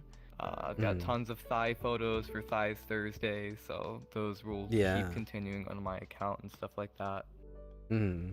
But like, does that help with like confidence at all? Like, because again, we talked about like dysphoria and stuff, right? And like, you know, VR avatar being like, you know, you, and like you can embody whatever and just, you know, feel like, because I'd imagine like, was it easy for you to like even post that stuff if you like struggle with like dysmorphia? Does it like help in any way with that? Like... It mostly just started off with like people in a Discord server, and they were all just like, oh, it's, you know, thighs, you know, we're gonna post thighs in this channel, you know, and I was like, you know what, I'll just take a picture of my thighs and throw it in there, see what people think, and people were just like gawking over them, and I was like, you know what, I don't believe this is true, so I'm gonna throw it on Twitter and see if it's true, and then people loved it on Twitter, so I was like, okay, I guess my thighs aren't that bad. And I just kept kind of pumping out the photos. And so like the ball kind of settling in now. Are you feeling more confident to some degree, like with yourself because of it? Like, has it helped at all?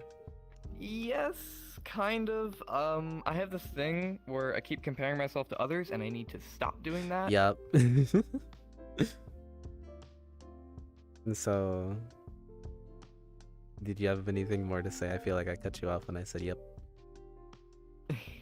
No, it's is that it? Okay. Yeah. That's the tough thing about like anything really. It's not even just posting pictures of yourself, is like comparing yourself to others, because like even if you don't, let's say you're not even like the type to post anything of yourself or physically, the world will remind you just how pretty everyone else is with like, you know, billboards, ads and stuff like that, right? Like all these like high beauty standards of like what a guy should look like and girl should look like, right? And like a lot of it's like unrealistic and unattainable, right, for a lot of people. And so kind of sucks, right? Even if you aren't the type to like want to post that stuff, or if you already feel like, you know, people shy about it and you're like, maybe I don't look good enough, the world is just constantly reminding you like, well, if you don't look like this person over here, then don't even bother. You know, or like maybe, you know, to no fault of your own, a mutual post something and you're like, wow, they're really pretty, I'm nowhere near as pretty as like my friend, right? Like, because that's just how our brains work. Like I see so many things of like other people, not even just like physical stuff, but like even like avatars and stuff on VR chat or like just something in general, and I'm just like, damn, that shit. They make me look like I suck at this stuff, right? Like someone will post like a really pretty avatar, I'm just like, damn, I don't even know how to do Blender. I'm struggling with Unity, and like this person's over here. Like Oshi's avatar is like a good example of like, man, I wish I was that good at like making avatars, because he makes some really good avatars, and I'm like, shit, man, you tell me I have to learn like Blender and all this stuff. I'm just a Unity boy, and even then I only just discovered like how to use madcaps and like specular lighting or whatever the heck properly to some extent. I'm not even gonna touch Blender.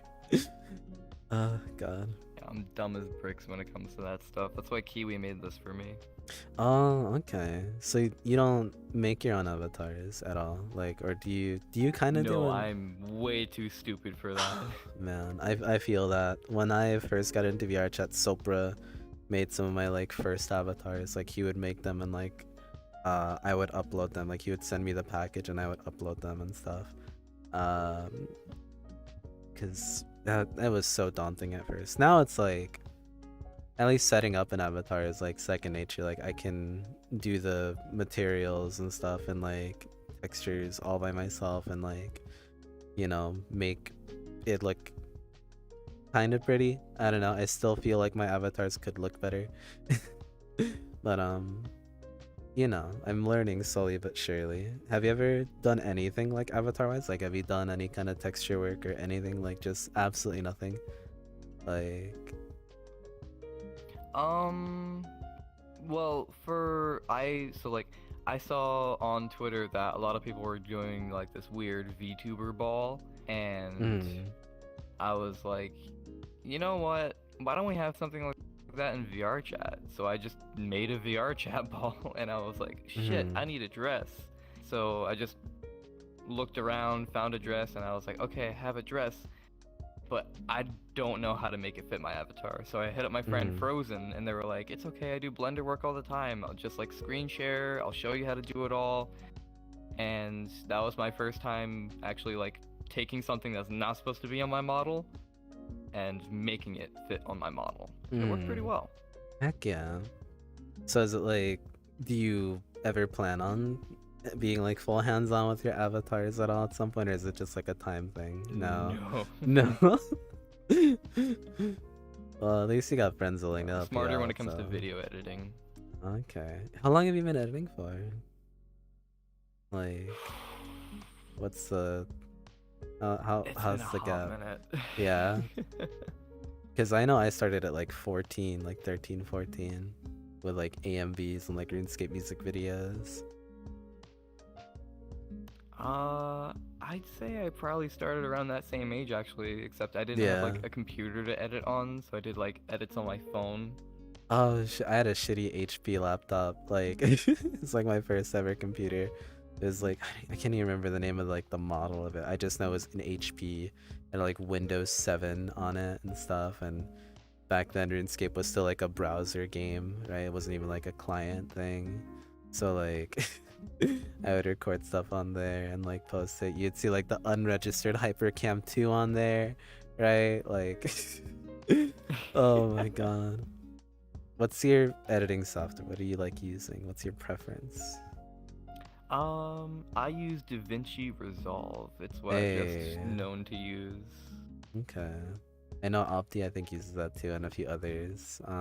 I've always been a Sony Vegas boy. So often. Yeah, I've heard the stories, and I feel y'all's pain because Sony Vegas crashes for me like so often. Like the little sad cat dance thing that I posted up, that crashed on me like, even though it's only like not even 20 seconds, that crashed on me like 10 times or even more, honestly, just trying to play it to see if like everything's synced up well enough or whatever. Gosh, it's probably the one struggle with like editing is like I don't think any software is perfect when it comes to crashing. I feel like regardless of what you use, you're going to crash or have corrupted footage at some point, and that's kind of why I haven't moved away from Sony Vegas, because it's like if Sony Vegas still gives me a hard time, last thing I want to do is like get into Premiere, even though I know how Premiere works because I've used it before, and then like footage gets corrupted and it's like, well shit, now I need to go and like re-record that or like just scrap it entirely, right? It's so frustrating. Can't tell you how many times in high school I would record something for my school and then like I would bring it back to put it in Premiere, and then it would just eat shit and like be lost to the wind, and then my teacher would be like, where's the video thing? And I'd be like, well, I have to go re-record it now because like it's all broken. So apologies, sir. I will bring it back later today or tomorrow. What got you into wanting to edit? Like, what's I was just like, I just dabbled in it at first, and then after I did like a few videos, I was like, wow, this is really fun. This is really cool to like find out what works and what doesn't. I do remember though, there was a point in time where two pretty interesting things happened over like a time period when I was editing with DaVinci. Number one, I made an anime opening for like VR chat, that kind of thing. Okay. Yeah, and when I made that, I I never thought I would need to do legitimate algebra when editing, but I literally had to like grab a pen and paper and go, God damn it, I actually have to write down math in order to make this work. Oh my god. What was the math for? Like, what did it help you with in terms of like the editing stuff? So with DaVinci, so like there was a shot that I wanted to get where it was basically one of my avatars and another one of my avatars, and they were spiraling around my Rusk that I used at that time. And in order to get that to work, I needed both of them to be pushed over to the side. I needed to drag the anchor point for the spinning, otherwise it's just gonna spin from the center. Yeah. Mm-hmm. Yeah, Oh, so I needed to drag it over and Oh center it. god, yeah, I can see that now. But then if yeah. I spun them, they spun all together. So then I needed to flip them. And then even then, I would have to figure out how to keyframe it so that they would spin at the same speed and they wouldn't catch up to each other. So then I had to actually write down the algebra for it. And I'm like, I can't believe we're doing math. Oh my god. Yeah, that sounds fun. The other time I legitimately face palmed because what I would do for like some memes is I would do like a screen shake per se. So I would literally keyframe and then drag it over and then keyframe and then drag keyframe. and drag. I used to do the same thing.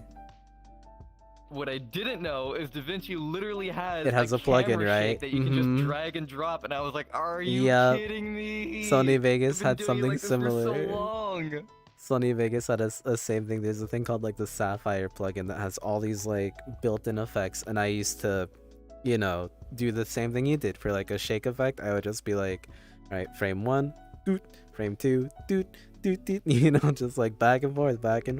Yeah, right? It was so annoying. Yeah, because like in my head, right, I thought all these cool effects were exclusive to After Effects, you know, like Adobe. Right, so I was like, well, I don't have After Effects, I can't do these things, right? So like all these cool like pan out effects and like transitions and stuff, I would just recreate them all through just keyframing, right?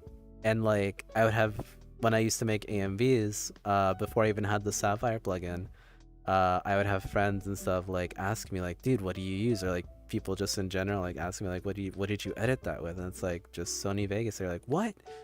How did you do like the zoom in thing? I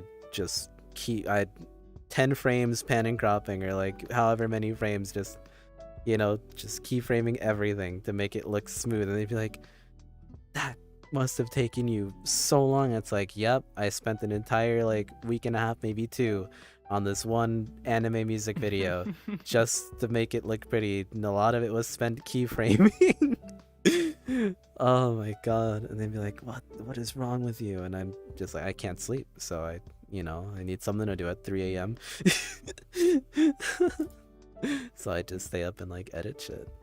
So what's like your most ambitious project? Oh yeah, my most ambitious project? Yeah, like what's something you want to make but you feel like it would take super long or something? I used to actually make VR chat music videos.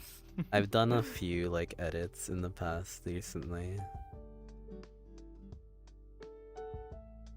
So like what would you want to do then? Would you want to do like a full music video? Like, there's so many like cool songs that I could do. I've mostly just done like some of my favorite songs here and there. Yeah. But I haven't done them in a while because I've been focused on like getting shorts done because I post like every other day. So I'm like, shit, I'm running out of uploads. I gotta find more memes to make. Yeah, that's kind of what's kept me from making shorts at the moment, because I've been really busy with shit in general. So I haven't even had the time to record stuff. I used to, back when I didn't have a job and like I had all this like free time, and like COVID was still like at its peak, so even like the gym was closed, so I couldn't really do much, right? Now everything's opening up again, so I have all that free time is now not free time. It's painful. But like, so music video would be like your, like, what would be the idea? Like, would it be a you thing? Would you want it to be like collaborative? You know, like what's there is one that I was planning to do that was gonna be collaborative between me and my friend Frozen, but we didn't manage to like really get to it yet because it would require getting a lot of different people involved, and then you also have to worry about the latency with VR chat, so like there's always going to be delay with things. And I try to actually like time it, so like we'll do like a few takes, Yeah. and after we do like, you know, that's what I did for like my 1K thank video for YouTube, is I actually had someone else to help me with it, but we did like a few takes over and over again, and I was like, okay, I'll count after I say go to see how long between I say it Yeah. takes them to like act, and then I'll like, yeah. You gotta compensate for that. Yeah, that's exactly why I haven't. Whenever I did my shorts, it would just be me in different avatars. And I would just like mask stuff out. Usually just different versions of like my own avatar edits, but I'm currently in the process of making, I guess, characters, right, for things whenever I do decide to finally buckle down and make shorts again. So, because it's like latency is a pain, and also having to ask people like, hey, do you want to be in this thing is like, you know, because despite how I might seem when I like messaged you to be in this, and like Oshi as well, right, like I couldn't do that for like other people essentially, right? Or like, I don't know, I don't feel like I could do that as like a recording thing, because I have to ask them to come record a thing and then like direct them, and I would be a terrible director. I have like, you know, to be like, I want you to like sit here and like look distressed, and then at some point just like look up, and it's like, I feel like because like I know what I want in like my head, right? I don't want to like try and explain what goes on in my head to like someone else, right? So it's kind of hard. I feel like, because you've directed people at this point, right, like with your 1K thing and stuff, right? So I'd imagine for you it's probably, is it hard? Like, do you think it's hard to like do that, or is it like easy peasy? I have a way of explaining things to people so that they understand better. So if like, for example, with that collab vid for the 1K, there was a shot in there where I needed to basically tackle them onto the ground, right? Oh god. And yeah, I had to be like, I need you to like just act like you're getting tackled from behind, and we'll do like 10 takes of this, so that way we absolutely get the timing perfect, and even if we don't, we can pick the best one out of the 10, you know? Yeah. And I would always have like cues that I would give them, so I'm like, okay, we're gonna walk forward, you're gonna walk forward 3 steps, you're gonna wait 3 seconds, alright? Really simple. Look at each other, I'll give you a nod, give me a nod back, we'll look back, and that'll be the scene. Yeah, because I've been in like a video thing before. Like I had been asked to be a part of a thing. I don't think it's been released yet, but I recorded a thing, or was a part of a recording thing with like Lulu, Oni, Benji, and Lumi, and it was so hectic. I can't imagine ever having to direct people, because I feel like it was so hard working with that many people sitting. Not to mention Lulu and Bonji, who just, the second you put those two together, and then oh god, it's exactly why I'm like, after being like the actor and like seeing the directing happening, I'd be like, yeah, no, I don't think I could do that. If it's like a one-on-one thing, maybe, but like if I have an idea where it's like I need several people, no. Because I know it's like, especially with working at a school, right, it's like that thing that it happens at the schools that I work at, and I'd imagine it's the same with VR and stuff, right? It's like you pair certain kids together or certain VR chat people together, they're going to act a certain way, right? They're gonna get a little hectic and kind of harder to control at certain points, right? And to no fault of their own, it's just how they are, right? It's not like it's a bad thing. It's not like, you know, it's not like I'm gonna look at someone and be like, oh god, you're a terrible like actor, like I shouldn't have brought you onto this. It's more just like, you know, you're excited to see your friend or something, and so you're gonna get into some chaos, right? And it's like, I'm not like innocent from that regard either, right? I see certain people in VR and I'm going to behave a certain way when I see them, right? Like you can expect different behaviors depending on who a certain someone is with, right? You know. It's just how it is. Is there anybody you've ever wanted to work with on like something, like any name, like if you could collab with someone? for like a video? No, not really. I'm here. You know, if people want to collab, I'm horrible at reaching out to people for that. But if people want me, you know, DMs are always open. Absolutely. Yeah, just And shout I'll at do my Sharpie in best to be there. DMs like I did. Yeah. Yeah, pretty much just yell at me and be like, "Hey, you, I need you." And then they'll be fashionably late because an avatar is broken. Exactly. Oh god, I'm pretty much in the same boat. I can kind of reach out depending on the idea, but it'll take me like time. Like this podcasting was like an idea for so long, but I was just like, I don't want to ask people. So I kept pushing it off and being like, I would talk and be like, I want it to be a thing, but then I have to ask people to be a part of it, and then yeah, no. So I kept pushing it off. And like same with like a few other things that I've done in the past, because I'm usually the one that gets messaged, right? I'm usually the one where it's like Section's a good example. He's always bothered me about like being a part of things, right? He'll be like, send me a picture or something, or like I think my first interaction with him was like he DM'd me to like record like a sad face on like my avatars and like looking sad, right? And so I did that for him, and like then it was just pictures after that. So you know, like, because a lot of the VR tech community is shy beans, introverted beans, right? Yeah. And nobody wants The to. game's supposed to make me not introverted. What the heck? Yeah, a social game's supposed to help me be more social. What the fuck? And here I am still being like, I don't want to. Like, I can't even request on people You should sometimes. be more social. Why aren't you? Well. Yeah. Well, I don't. You know, catch me on a drinking night. I can't shut up when I drink. Yeah, the one time of the month where I actually have like the social energy and like confidence to like actually talk to people that I wouldn't normally talk to. Oh god. Liquid confidence, baby. Yeah. Yup. So no like dream collab. Like if you wanted to work on a thing and be like, I want this person, you're more just like, nah, I don't want to ask anyone. Yeah, it's the same thing where it's like the whole in my mind about clout chasing. Yeah. 'Cause, like, yeah, you like hit up somebody, and even if they do say yes, there's always gonna be like a ton of people that are like, you're just there because they got big numbers and. Yeah, and even if there is no one saying that, you say that to yourself like throughout the whole thing. Exactly. Right? Like, sure, random people can say it, whatever.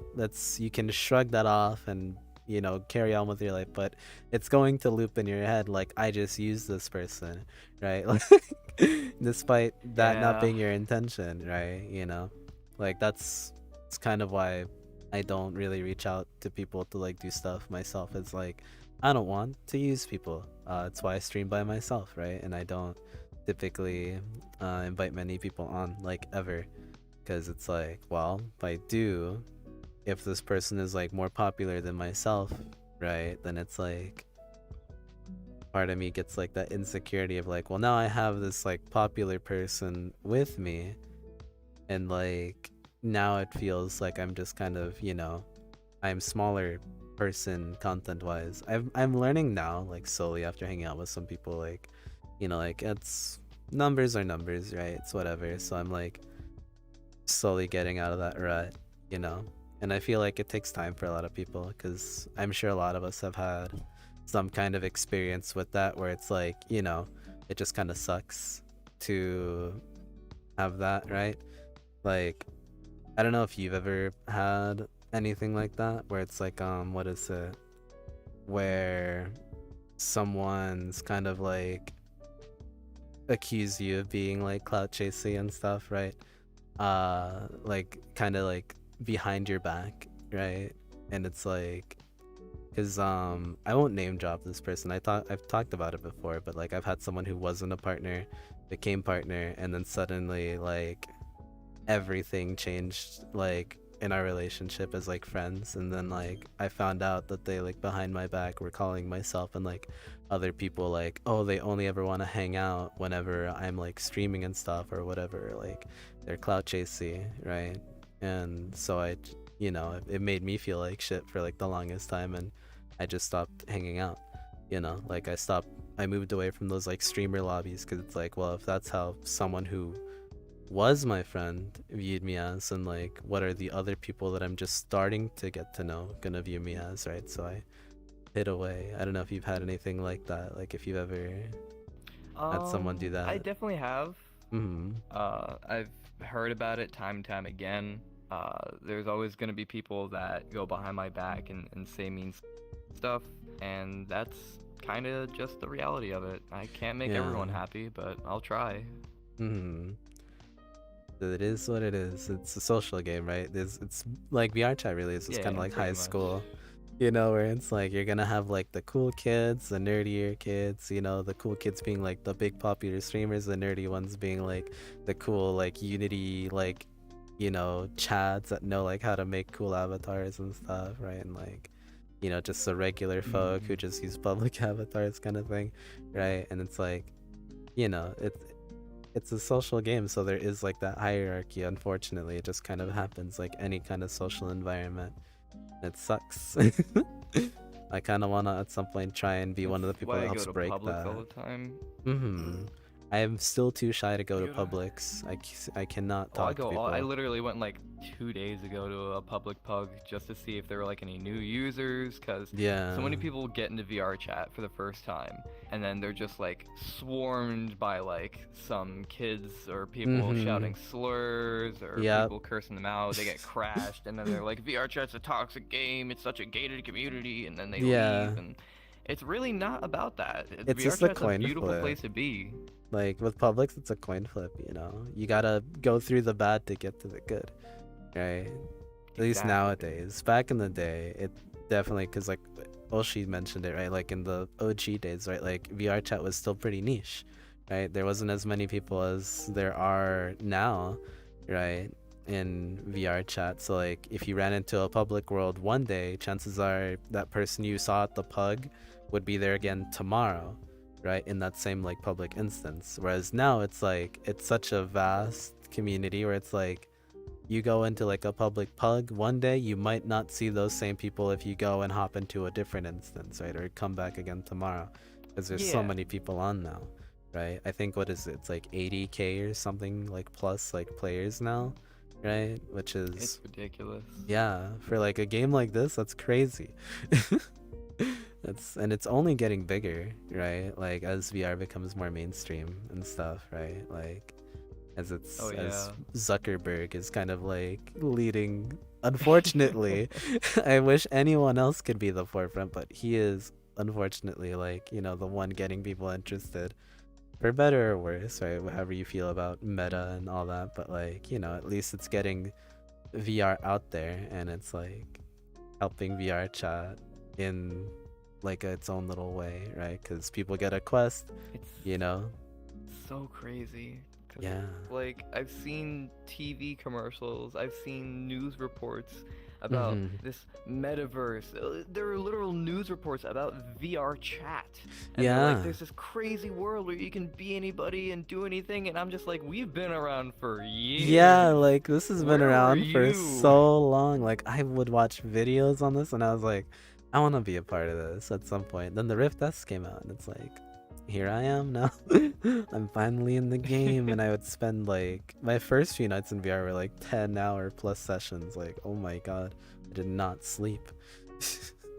What was your first session like? Like what, since did you start with like a Vive OG like CV1, or like what was the start? I started with a CV1, yeah. Oh heck yeah. What was it like? It was a birthday gift actually. And god, it felt amazing. I definitely had a little bit of phantom sense when I started out, because like there were people that would like go up and like poke my nose and I would like itch it, and I'm like, that feels weird. Oh god. And then you just kind of like what was the next upgrade? Like did you go from CV1 to Index at some point, or like Vive, or like what was What's the process? Yeah, actually, so like from CV1, I actually got my full body, and I bought my base stations and stuff like that, and you know, I Jimmy rigged it together so that it would work, and then after that, you know, I was on my own, making my own money, so I was like, you know what? I deserve an index. This is a treat for me, and then you joined the Fingy gang, as I like to call it. And then I actually gave my younger sister my old headset so that we could actually hang out and talk. That's cool. Yeah. Does she still like use it? Like, she still like hop on and hang out with you? Yeah, she still uses it. Heck yeah. According to mom, she can't really get online without me like guiding her, because you know there are people in VR chat. But I managed to, you know, introduce her to some kids that are her age. Yeah. That will also protect her. So I'm like, I don't have to be online now. You know, I can guarantee these people are trustworthy. Okay. She's smarter than you think. All right. Yeah. She's not gonna give away any addresses or names. All right. She won't dox you or anything, like, unintentionally. She's not gonna dox anybody. Oh, that's kind of cute though. That's super sweet. Oh my gosh. Like, just having, because I know I couldn't do that. Like, you know, my sibling would have no interest in VR at all. So there ain't no way I could. And I don't even. Well, I have my Rift S, but it's so used and beat up because I had that for like, you know, a bit, and it's like the Rift S, right? As everyone knows, was just kind of like that headset that was dead on arrival anyway, right? Like, because the Quest 2 came out relatively close with the Rift S, and like Oculus stopped supporting it, right? So like if anything broke, you know, it was tough nails, kid, you know, fix it yourself. Right? Yeah. So it sucked. I do kind of miss it for Beat Saber, because the Oculus controllers were really good for Beat Saber. Like the claw grip, when I learned about that, that was so much nicer than these things, and like when I play Beat Saber, I had to adjust it. And like grip it on like the very bottom to like. I don't even do that. What I do is I simulate like claw grip, so I in game like adjust the sabers to kind of like be in the same position that they would be when I did claw grip with like my Rift S. That way I would get like the full wrist movement like that, up and down, without having to hold my controller in like a unfamiliar like thing, right? So I would still essentially make like a fist and just kind of, you know, it's fun. Was VR chat like the main thing that you got VR for? Was it like, or was it anything else? Because you mentioned Pavlov, right? Was Pavlov the interest initially? No, VR chat was definitely the first one. I joined VR chat because I was in hopes that somewhere at some point in time I would be able to meet up with Nags and you know, say and you hello finally met him the other day, so yeah, that was crazy. He literally like I got in as like on the backup list. I was on the bottom of the backup list. I was by the skin of my teeth, and I was like, please let me in. And I did get in. My friend who organized the event brought me in, and he was like, hey, you know, I'm gonna go get Nags really quick, are you okay? And I was like nervous as fuck, my heart was like racing, and I was like, good. And he was like, okay, I'll be right back. I was like, that wasn't a yes! And he brought him over, and he was like, hey, Sharpie, how you doing? And in my head, I'm just like, I never thought I would hear those words from that voice. I'm gonna have a heart attack and cry. Joey Bagels. Joey Bagels. And he was just like, I'd love to talk with you sometime, you know? And are you drinking tonight? And I was like, I can't drink. And he was like, it's okay, you can take like water shots with us. I definitely want to have a drink and talk with you though. I'll be back in about 15 minutes. Is that okay with you? And I was like, yeah, I'm okay. He was like, you're so cute. And I was like, I'm gonna pass out.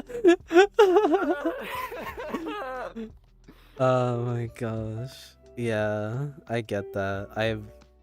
I met Thrillseeker a while back ago in VR when I was joining on Rebel, because Rebel was hosting like a party, and I was really drunk because it was like a party night.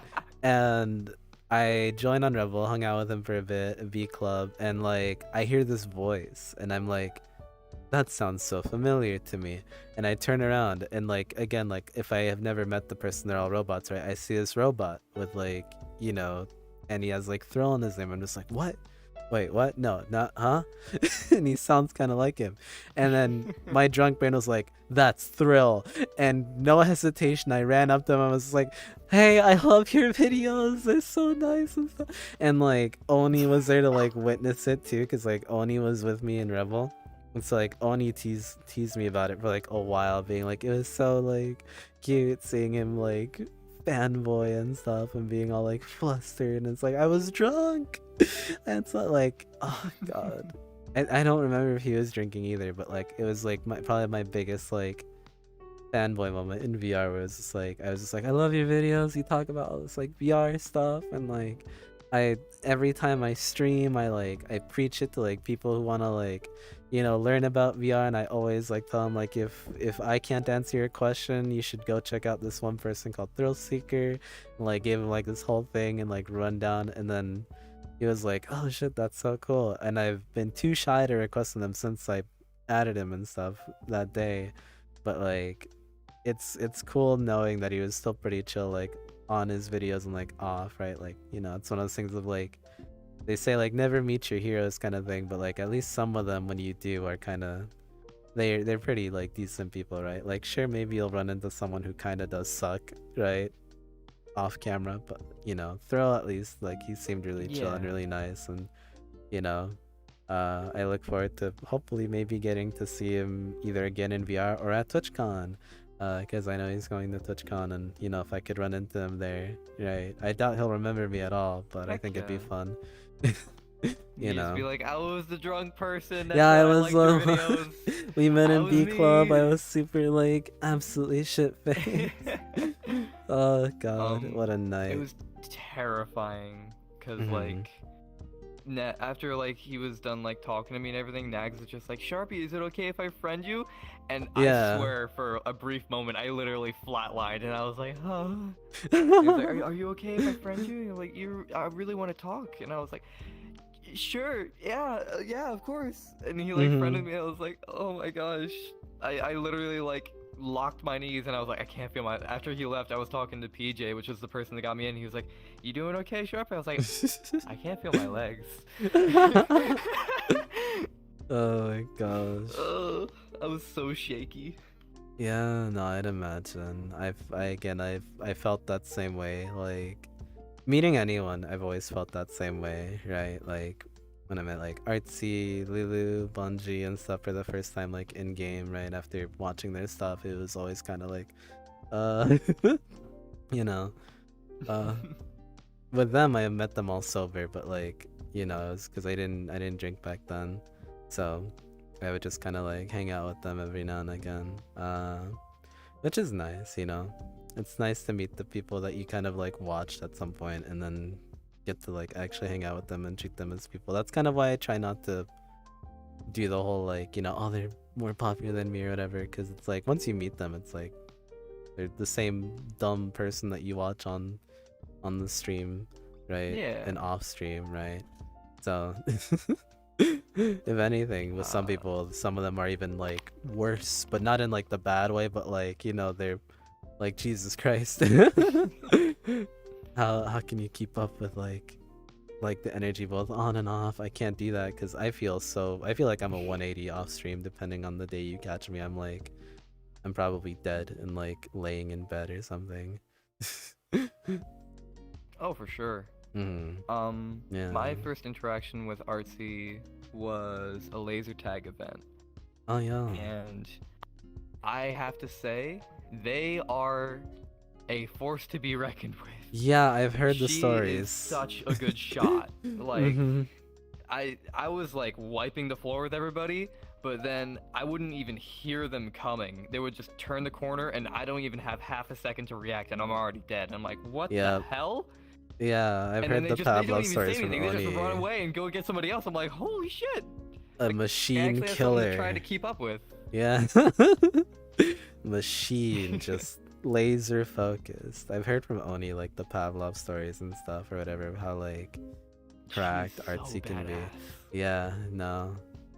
God, That's why I'll never play like laser tag or Pavlov, at least not regularly enough, because like I'm not good at that stuff. My reaction time might be alright. I might be able to react quickly, but that doesn't mean my aim's gonna do me any, service. Like I might see a person. It's like the same thing with like shooters, right? Like when I used to play like CS:GO, Overwatch, and like Apex for a bit, right? Like I could react on time. I could see the person and be like, it's time for me to pull the trigger, but then my aim isn't up to par, so like I'll miss 20 shots before I finally do something, but then they'll turn around and one tap me, and it's like, well, at least I tried.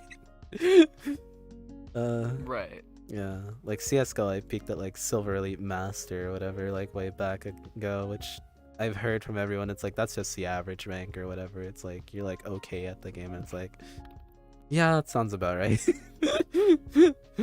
I don't see myself excelling in FPS shooters, and it's like, man, every other femboy I see is cracked at shooters. I feel like I'm like the outcast, where it's like I'm not exactly cracked at shooters. So it's like I do have some rhythm game skill though, so I guess I fit into that category of femboys, where it's like, I can play Osu and Friday Night Funkin' and Beat Saber pretty well. Maybe not to like top player status, but okay enough to have people show up and be like, wow, you're good at this. And then it's like, not windy status. Yeah, not windy status or like anyone else really, but like enough for new viewers to gonna be like, wow, you're so good. And it's like, actually I'm not that good compared to others. You're just watching someone who's like average at this. Wait till you see like actual top players do this shit, like fucking I am no Carrot or what was his name, Taichi, but good enough to play most things. Yeah, you look so comfy. I am comfy. I'm on my bed.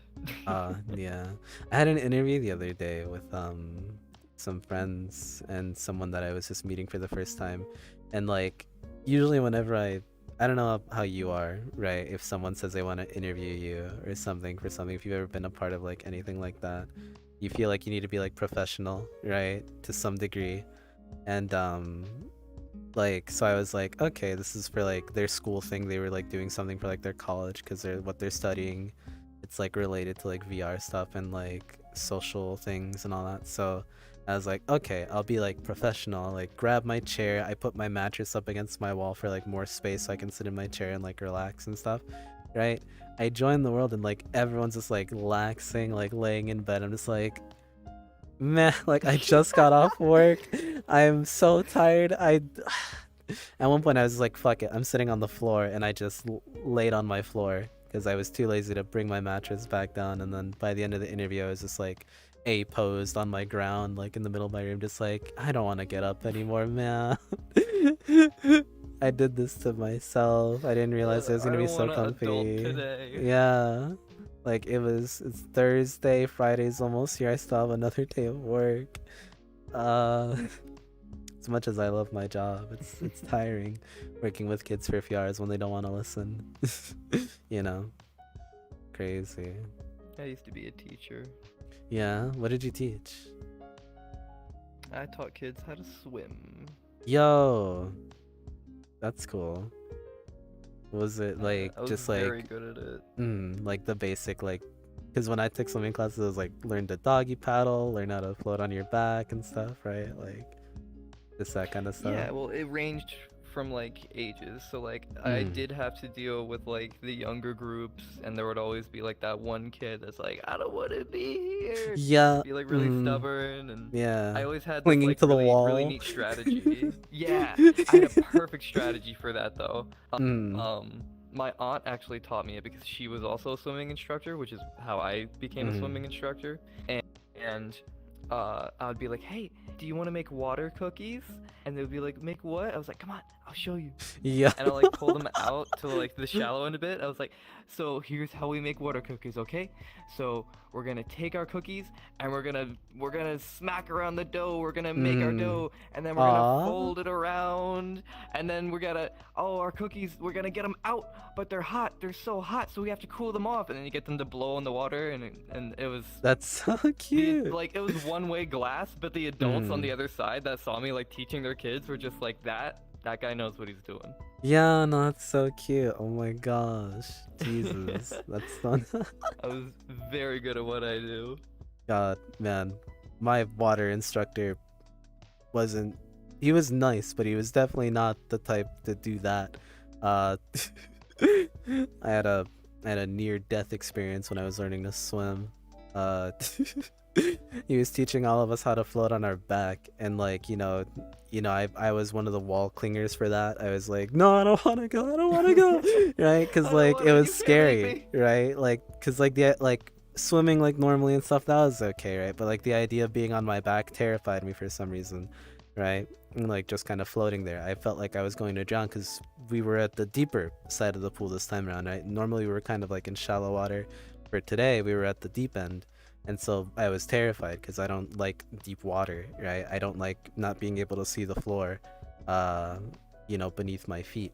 And so he finally got me off the wall and was like, okay, I'm gonna hold on to you, right? And when I let go, you'll float. And I watched every other kid do it and they were fine, right? And so I was like, okay, I should be fine too, right? And so I did what he told me. He released, and the next thing I know is I'm on the side of the pool with like surrounded by people, and they were like, he's waking up, he's waking up. And I was like, what the I don't remember any of it. It was just black. We have a different way to teach floating. Yeah. How would you do it? For us, instead of like just holding onto their back, that's more like towards the end of our lessons. Mhm. So we actually get pool noodles, and we'll like slide it underneath, and we're gonna have you lay on your back. You gotta try and get your belly up, and then like we'll like gently like pull down on it. And if they're still sinking, we just be like, you gotta get your belly up, that way you Yeah. can float. And eventually we won't have any noodles at all, and we'll just be like, okay, I'm gonna let go with one hand. Mhm. And then we would like gently let go with our other one. If they start to sink, we'd catch them. But it was also in the shallow end. We didn't go in the Oh deep end my with the kids. god. What the fuck? I feel like I got the worst teacher then, because that man just released. He was like, belly up, hold like, and then like just. That was it. Like I No, watched him do that with that's like horrible. all the If you other release kids. too quick, that's bad. That's very, very Oh bad. my god. Because like that's all I saw. Like I was watching him do that with every other kid, and it's like it was my turn, and I was like, I don't want to go up. I'm going to sink. Like that was I was thinking this all the time. Like I'm gonna sink like a rock. I can tell already. And I was like, I don't want to go. He's like, it's your turn. And then just because like he did it with us like the slow way, but like in the shallower end, right? And he was like, okay, now we're gonna like take the step to the deeper side. Right, we're gonna be like big kids, and like it's time to man up and go into the deep side. And then when he got us there, he would hold us up and then right, let go. And like every other kid succeeded. So I was like, I eased up for a little bit. I was like, okay, maybe I'll be fine too. I did it okay at the shallow end. I was kind of okay over there, but obviously anxiety and like nerves probably got the better of me when we got to the deeper side. And so I sank like a rock. And I woke up on the pool side, just with everyone being like, "Oh my God, he's awake. He's fine." It's like, pretty sure I saw Jesus for like 2 seconds or something. I don't know, because I don't remember getting out of the pool. I just remember waking up on my back, like on the side of the pool. So that was fun. I'm not afraid of swimming though. Like I don't Oh look my at pools and goodness. think like, oh God, PTSD, I almost drowned. And like I can swim fine. Don't worry, I No, can teach you. We'll make water cookies together. Yeah, we can make water cookies. Oh, it'd be so fun. God. I tried being like in my school swim team in high school, and I gave up because I didn't realize how much more taxing swimming is than running. Oh, absolutely. Yeah, Full body workout. it ain't is. easy. Oh my God. I went home so sore. I couldn't even get up my stairs at one point, and I just started like crawling my way up and collapsed onto my bed. Like I was so exhausted after 2 hours, and I was like, you know what? I think this will be my only day of practice. I don't think I'm gonna show up to the next one. So I just kept running instead. I just stuck with like cardio in that capacity, because that was easier, at least for me. So 4 miles is like, yeah, I'd rather do that than swim for 2 hours. 4 miles, damn. Yeah, It was easier because you like, I don't know, something about running was so much easier for me back in high school. Swimming was like everything. It was like arms, back, legs. Like I cramped up at one point during practice, and I was like, I've never had a cramp in my life, right? Up until that day, and I was like, yeah, let's not do this again. Cramps suck. I don't want to experience that ever again. I just kept running. When I was swimming, I had something worse than a cramp. Oh god. Someone had lost like the back to their earring in our pool, and I was like, you know what? I'll stay back. I'll get it for you. Don't worry about it. And so I swam around the entire bottom, just like wiping my hand everywhere, trying to find it. And I eventually found it, but there was like a pain in like my right shoulder. And at first I was like, it's just probably sore. You know, I've been swimming all day, so it'll go away the next day. Nope, it was still there.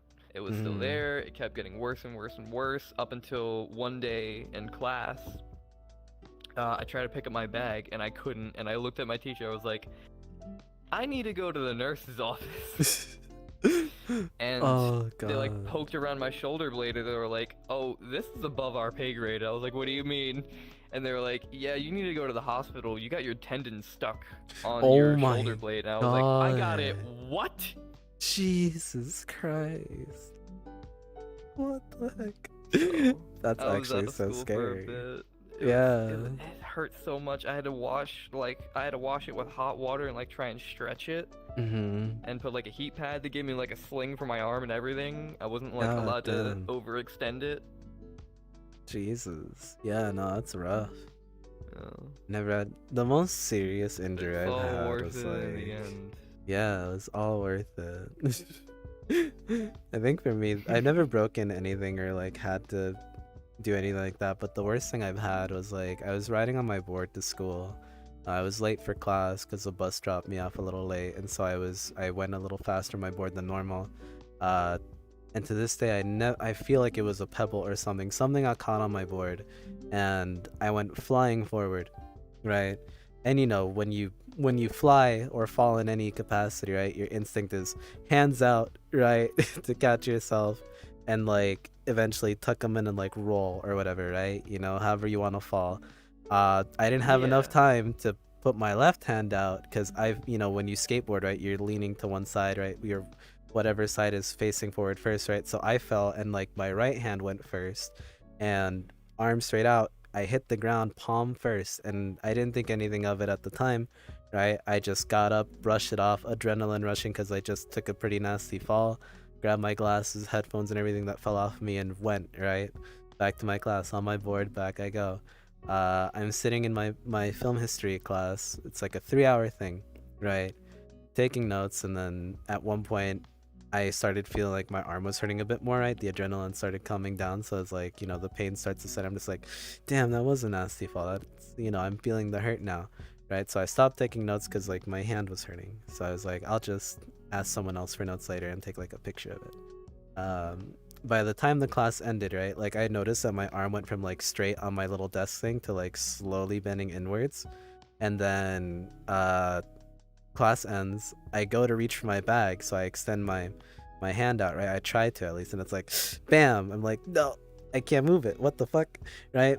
There's like this intense pain in like my elbow, and so I get up out of my chair and grab everything with my left hand, and I start asking people if they could open the door for me because it's like, my hand is hurting, right? I asked this one dude who I'd never spoken to before because I was in so much pain. I was like, I need to ask someone where like the nurses' place is because I've never been to the nurses at like my college. So I was like, can you like take me to them and like, open doors for me because I can't do that, right? And they took me. They were like, oh god, yeah, we can't help you with that unless you want to sit down for like an hour or two. And I was like, no, I'm not gonna sit here for like an hour or two with like the most intense pain I've ever felt in my life. Like it felt like I broke something and I just wasn't unaware of it, right? And then I just was like, I'm just gonna call home, right? So I called my mom, was like, hey, can you pick me up? I'm kind of dead, right? Like my arm hurts. Told my next professor that I wasn't gonna be to their class because I literally can't move my arm. And so get in the car with my mom. She's freaking out because she freaks out way quicker than I do. I was like, Mom, it's okay. I can still kind of move my fingers. really slow, and you know it's not the most coordinated movement, but I can move them.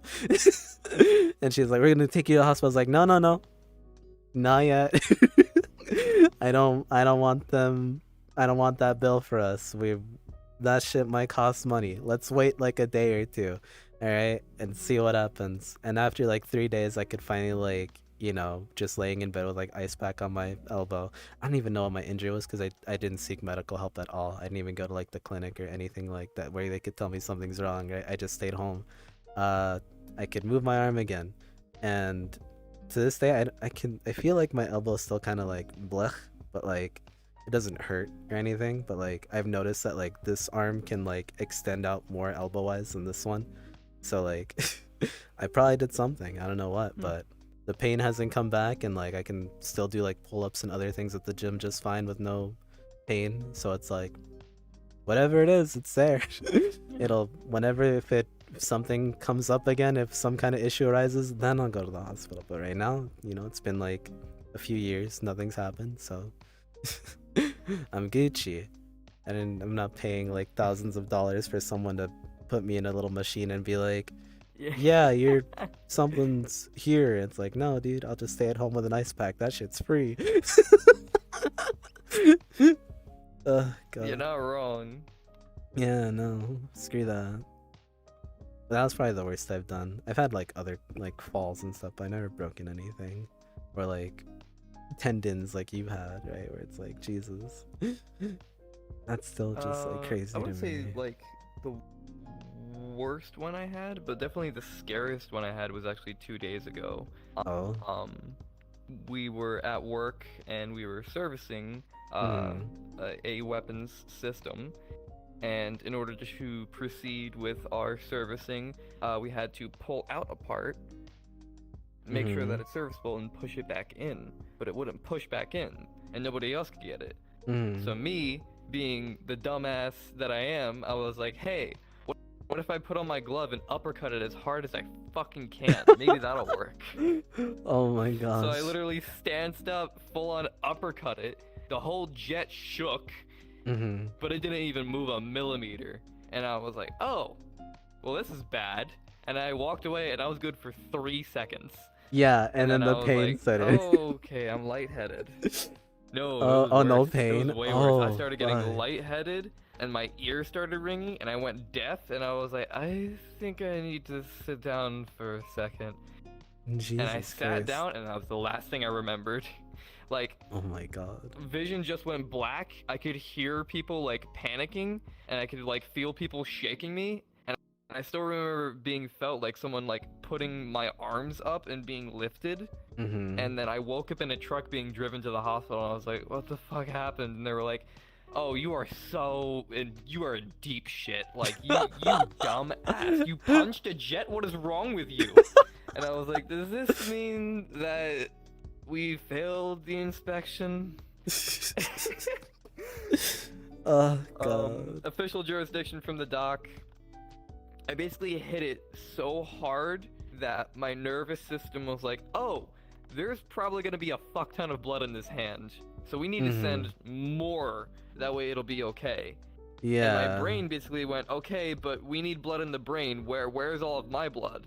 So And so you just complete Yeah. just motor functions just completely disabled. My body basically Jesus. troubleshot itself and said, hey, we It's need a this fixed factory right now. reset because you punched a jet. Holy shit. God damn. Ah. I need to pick my fights better. Yeah, jet had it don't fight coming. jets. Jesus Christ. Oh god. Are you like scared of your own blood? Because from like the sounds of that, do you like lose a bunch or like no? Just kinda like I don't like needles. I'm fine if I'm like bleeding, but like needles specifically, I don't like. Really? I'm the inverse. I don't care about needles.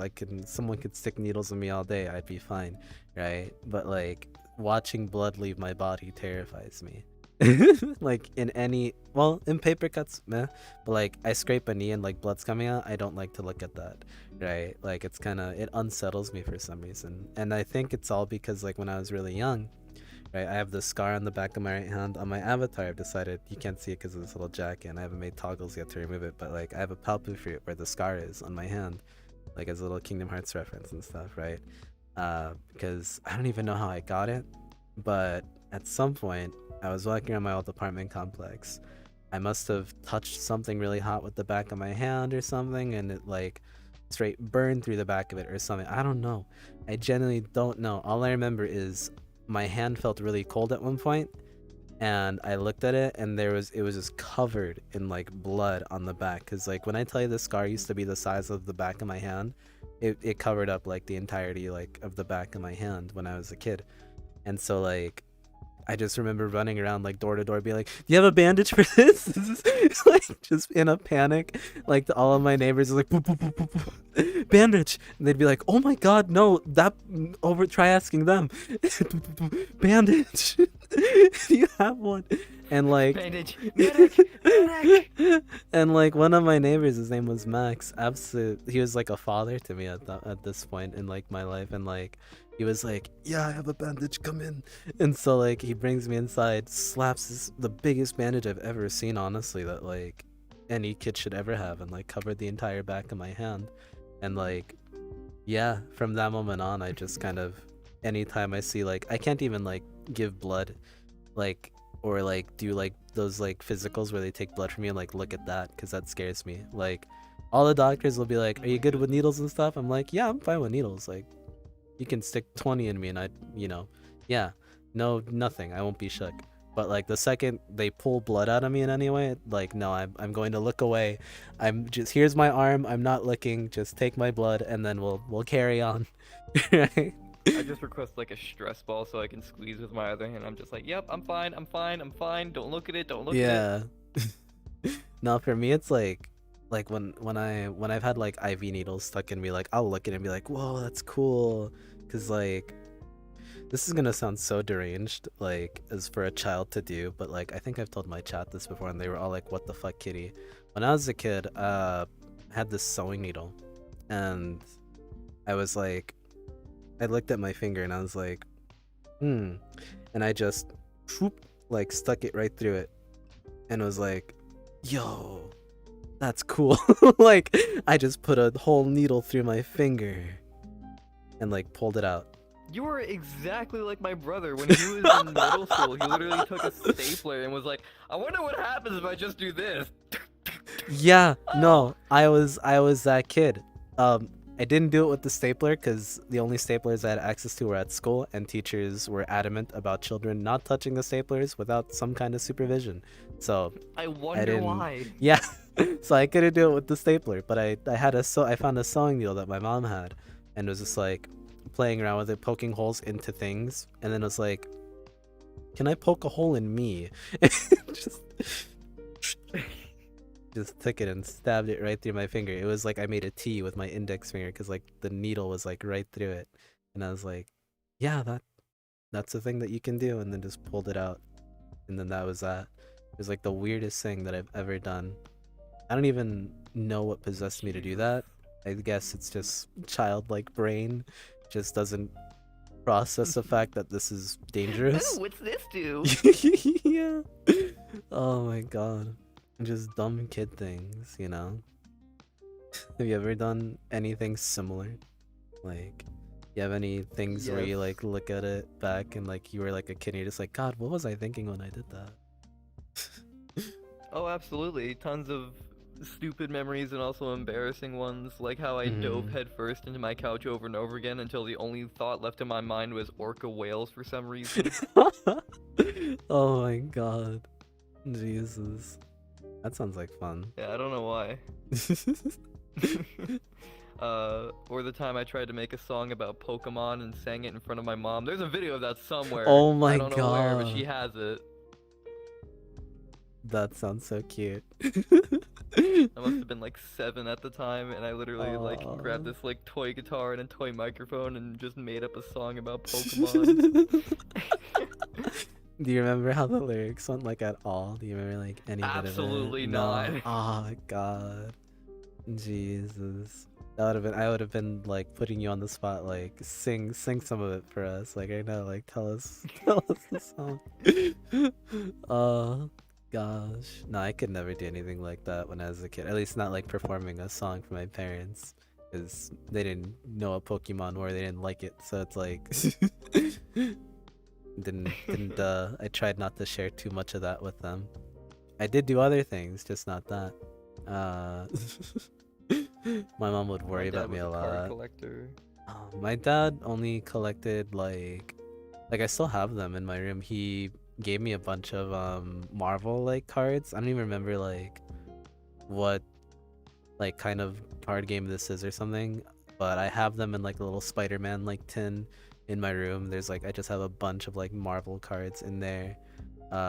Just kind of pretty much in guess not like super pristine because I did take them out of the pack, so like obviously they're opened, but like essentially almost untouched aside from like me looking at them and being like, oh look, it's that Marvel character like Spider-Man, and like oh it's Thor or whatever, you know, like just kind of glaze through them, and then as that I just have them there now. They're just sitting in the little box.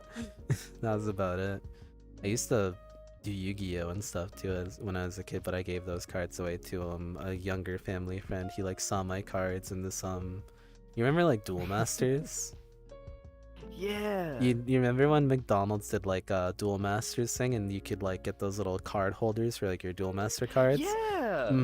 Yeah, so I had Duel Master cards and Yu-Gi-Oh cards, but like I had significantly less Duel Master cards than I had Yu-Gi-Oh.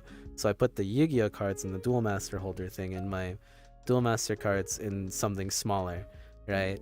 And so he looked in the thing, right? Because it was like this cool like polar bear looking thing or whatever, right? It was like white, blue eyes and stuff, right? And he was like, that looks so cool, what's inside? And I was like, oh, it's my Yu-Gi-Oh cards. And I opened it for him, and he was like, and I saw like how happy and excited he was for him when I hadn't touched these cards in like who knows how long. And I like looked and was like, you want them? He was like, yeah, I want them, please, can I have them? Like looked up at me, and I was like, take them home, like I don't need them anymore, you can have them. Aww. Yeah, so like, you know, he was a nice kid. He was a little bit of a troublemaker, but like a good kid nonetheless. So I was like, yeah, you can have them, I don't need them anymore.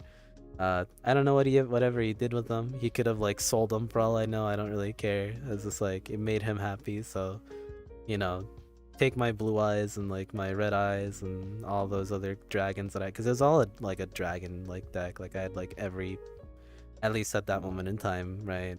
Like pretty much every dragon card you could think of was like in there, right? So I just gave it to him. And I had like a few fake ones like that you would get from like those little quarter machines because they looked pretty. So like some fake ones, some real ones, but mostly real. Mostly like super authentic ones. No. Like I think my favorite one that I had was the I think it was Cypher the Sky Dragon, the red one, the big red like badass one. The Egyptian god, yeah. Yeah, I had an actual like genuine like copy of that, and I gave that to him. Along with my like dad a bunch of had others. one of those, but it was Japanese and holographic, which was fucking. That's so cool. God damn. I can't imagine how much some of those cards would go for if they were like in super like perfect condition, because I know like Yu-Gi-Oh Pokemon cards are like you could essentially treat them as currency nowadays with how collectors are. Oh, for sure. Like man, who would have thunk it? Because I didn't even like the Pokemon card game when I was a kid. I was like, no. And nowadays I scammed everyone's other like, kids, absolutely. oh, you scammed kid. You would be the kid that would get the cards banned I at my did. school. You were that kid. You were the reason I couldn't play Pokemon or Yu-Gi-Oh at my school. You were one of the kids that got that shit banned. Because you would scam a kid, the kid would go up to the teacher. Pikachu. Uh-huh. No. He really liked Pikachu, and I had a Pikachu card, and he was like, "I'll give you any one of my cards you want." And I saw fucking Rayquaza X, and I was like, "That one." And he was like, "Done." And I was like, "Thank you." Oh my god. Nah, because like, see at my school, you could have like that, right, where you trade a card, but then like the kid would realize, right, wait, I just gave them like a better card. And you know how kids are, right? Like when you trade, a trade is fine, right? Like a trade's a trade, right? So like Yeah. I'm not gonna give you back this card. We traded, you know, that's tough beans, right? He'll go to the teacher. Teacher's like, give him back the cards or I'm taking him away. It got so out of hand at one point that like the principal had the entire like elementary school that I was at like gather around in their like lines for like their grades, right? Kinder all the way to 8th, right? Everyone. And she's on her megaphone just like, no more Yu-Gi-Oh cards, no more Pokemon cards, no cards. Y'all can't like handle like anything. Yeah, no more pomegranate. Just like basically that. Just like yelling at all of us, right? And just from then on, no Pokemon cards. So we thought of the next best thing. We would bring Bakugan. We started bringing Bakugan to school. And then God, that you got were us in silly trouble. bands? Yes, silly bands were banned at my school too. Oh my god. They were banned. And like anytime there's a new fad or like anything to bring at my school, it would be banned within the week. Tech decks, Bionicles, Legos, anything you could bring, right? Banned. Because like kids would trade or like play like for the things, right? Like they would gamble, right? And like the losing kid would always come and like complain. And because of that, the teachers would be like, well, you guys shouldn't be gambling. You shouldn't be doing this. And since you're doing that, we're just going to take them away, right? If you were caught with like anything, it would be taken and you'd never see it again. So everyone just kind of stopped bringing things. We had like a Beyblade phase at one point. And like, yeah. Did you ever have like that really like into anime to the point where they Naruto run weeb in your school? In high school, I did.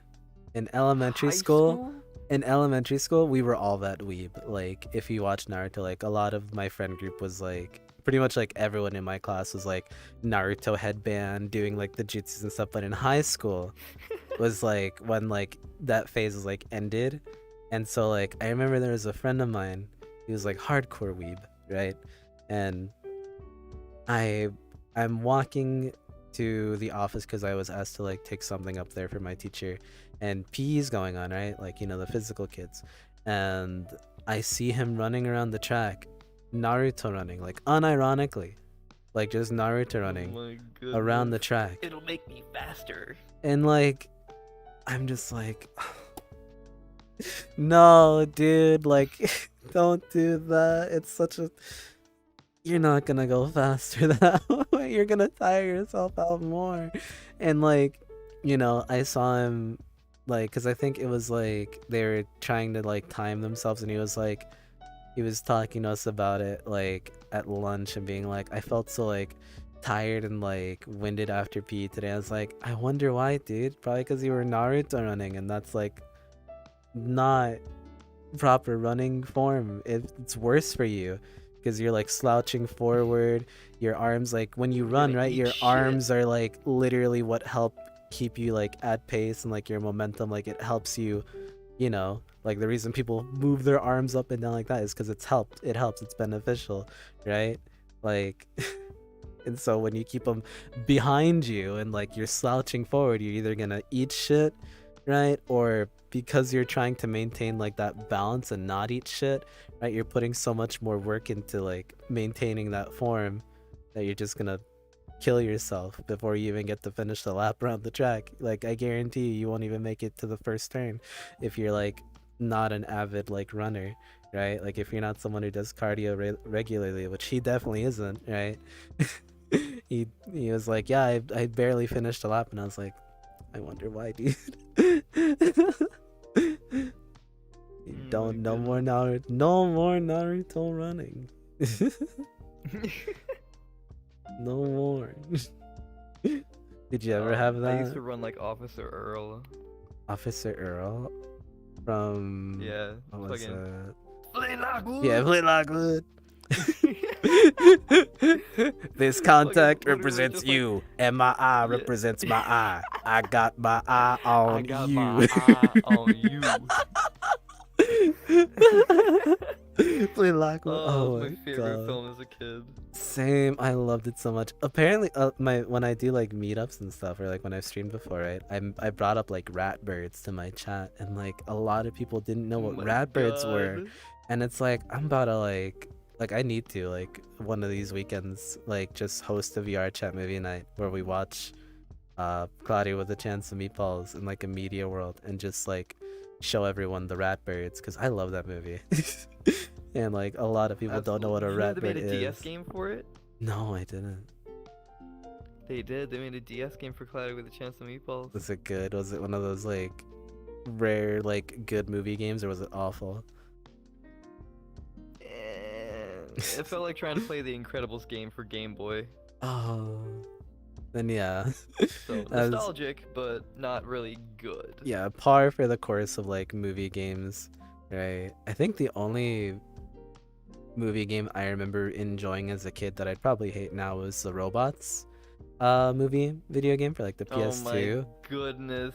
On That PS2? one. Yeah. I used to play that religiously. It's like the only movie That game was I a pretty liked as a good kid. game. It was. Like, it was actually pretty good. Compared to most movie games, it wasn't that bad. I'm sure now if I went back to play it, kind of like Sonic 06, right? Where it's like, you revisit that one game you thought was really good at the time, and then you play it again now, and you're like, shit, now that I know what games, like, what good games are, this is ass. Okay. Test time. Mm. Ratchet and Clank. Best game. I love that series. Thank you. Yes, hands down. The absolute best franchise. Oh my god. It was the only reason I was gonna buy a PS5. The only reason. Same. For the PS5 Ratchet and Clank game, right? Yeah. Yeah. No, straight up. I still want a PS5 for that. I don't have one yet, but I want one. So I'm bad. tempted. I'm so tempted just for that one game. I Same. will buy a PS5 for one game. That's what I did with my PS4. Literally, like Kingdom Hearts 3. I was like, I don't plan on buying many PS4 games, but Kingdom Hearts 3 is coming out on the PS4. I kind of need it, so I bought it on like a birthday, right? And just kind of was like, yeah. I didn't have a TV either to like play it on, so I also bought a TV with my PS4. My goodness. Just the screen. I just needed a monitor of one sorts. game. Yeah, for one game. But like it came out with like, you know, the whole like package, right? Like the deal of like $90 for like all the remasters and with Kingdom Hearts 3. So I was like, you know, this is kind of worth it. I have to buy a PS4, $90 for like every Kingdom Hearts game on the PS4 and a TV. It was like $600 down the drain. But you know what? I got my money's worth. I replayed through all the games again, 100% at all of them, minus Chain of Memories because that one's doggy do. I don't like it. And 4. I have a 100% like save file on Kingdom Hearts 4 and all the other games, like I usually do whenever I play through the games at all. I always make sure I have at least one 100% save file. And if I replay it again, it's like whatever. Before I went to talk to you, my friend Yuta told me to tell you that Kingdom Hearts 3 sucks. It's ass. It sucks. It's absolute dog water. No, I agree. It was absolute. I think I talked to them about it before even like having you on. I think they got my 2 cents on why it's ass.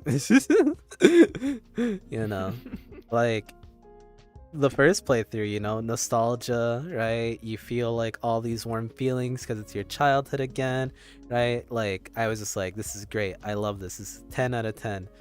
I played it again. Like, you know, nostalgia boner is now gone soft. And now it's like, okay, now I'm replaying the game, right? The writing is terrible.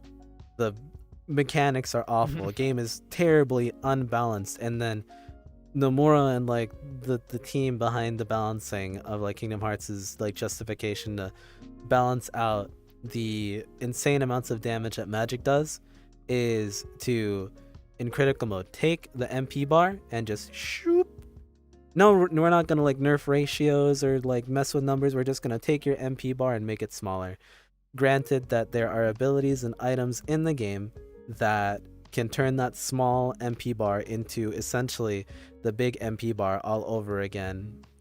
it's just because you have items and you know what you're doing, right? They didn't even think to move this one ring that you can get literally in like the first world of Kingdom Hearts. It's like a little fire ring or something, and it gives you access to Faraga, which is an endgame spell that you can have before you're even like level 10, like in game, and that's still there, right? Your summons can still one hit people. Like Ralph is the most busted summon in the game. You will, if you set him up right and you know how to use them, you will one hit a majority of bosses who allow for like a decent Ralph setup. Like you can go to the Tangled world, stack up all of his like cubes, right? Wait for the boss to do its headbutt. You activate like the little like finisher on Ralph's special. That massive health bar goes down to like maybe 1 or 2. You skip to like the end phase with just one hit, like 2 button pushes essentially. And you can do the same with the Pirates of the Caribbean world with Davy Jones. You can corner him and stack all the stuff around him, and with him, if you're lucky, you can straight up one hit him. Like leave him at like 1 HP bar and like just combo him out and he's dead, right? But with him, it's like more of a luck thing. Sometimes you'll chunk him for most of it, if not all of it. Like I've never gotten too lucky, but yeah, no, Kingdom Hearts 3 is dog water. It is a mess, but you know, I'm slowly realizing that you're literally just like a clone of my older brother. Because he's played Kingdom Hearts, he knew a lot about guitars, you know? Yeah. And it's just like, all these things are just like adding up, and I'm just like, are you secretly my brother? Yep. Where are you right now? I'm in California. Alright, I'm gonna call you Oni-chan from now on. Oh my god. Well, now I have people calling me Senpai, Mom, and Oni-chan. That's another one to add onto the list. You are now my older brother. You do not have a choice, there's no contract, and there's not a receipt. You're stuck with me now. Alright. I'll definitely... I guess that gives me more of a reason to bully then. I wanted McDonald's on the way home! We have McDonald's at home. And then it's like little, like Costco Dino Nuggies. All I that wanted the frozen stuff. Transformer toy. Man, we got Transformers at home and stuff. You can just put on the movie. Michael Bay, there you go. The Watch it Transformers all. at home, it's the Jesus Christ Transformer. Oh my god. Jesus Christ, literally. Let's see, how long have we been? Okay. Oh gosh, we're getting close to 3 hours after my internet thing. So, chat, we're gonna stop ignoring you for like 2 seconds and let you guys ask Sharpie questions and stuff before I keep him here for too long and stuff. Yeah.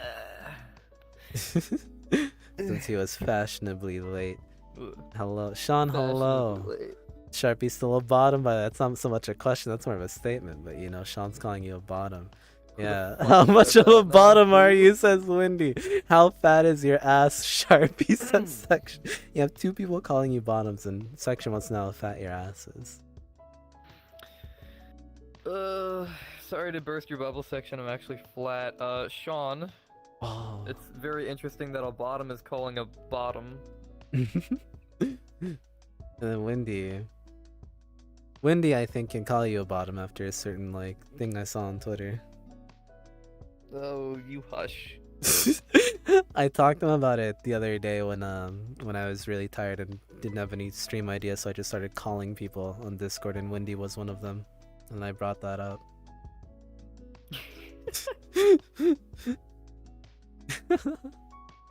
Technically, they fucking cheated, okay? They used alt accounts on Twitter so that they could get more likes on their posts. Wait, did they? Wait, Wendy, is this true? Is this true? Wait, hold on. Let me bring chat over here. Is this I a would have true had to wear a statement? maid dress if it wasn't.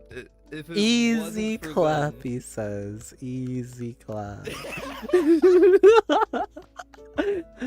Can we get Sharpie's famous dad jokes? Oh, sure. Yeah. Oh boy. Hit me with it. I have a dad bot in my chat that like spews nothing but dad jokes, so it should be good. Awesome. Why was the stadium so hot after the game? Why? because all the fans left. Oh my god. Yeah, I tortured my friend on a collab stream for like a solid 2.5 hours with over 400 dad jokes. And it was just like, it was out of nowhere, right? He was going to like hunt bosses and stuff. And just like, he was just like, yeah, I'm just trying to get this in churros. I was like, yeah, don't worry, we're getting bombs for you. It's like, yeah, it's okay. I was like, hey, what do you call a snowman that's a vampire? And he's like, Sharp, please no. I was like, frostbite. I hate that I've done that to people before too. Oh my god, I did that to my girlfriend for a while when we first started dating. I would hit her with nothing but like puns and dad jokes for like a solid like week. Like I would DM her on Discord or even just talk to her in like a call or something, and like out of nowhere be like just some random dad joke, like what was, or even like a dark joke, mostly dad jokes, like I can't remember how it goes specifically because it's been so long, but like the step ladder one where it's like, you know, I never knew my real ladder or whatever. Oh goodness, I've got real jokes, I've got dad jokes, I've got dark jokes, I got jokes at the wazoo. What's your favorite like dark joke to tell that's like Twitch friendly, I guess? Are war jokes okay? Sure. Alright.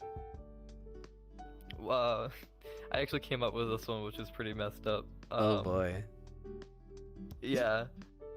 What's the difference between Japan and baseball games? What? It only took Japan 2 strikes to get out. Oh. Oh my god. Jesus Christ.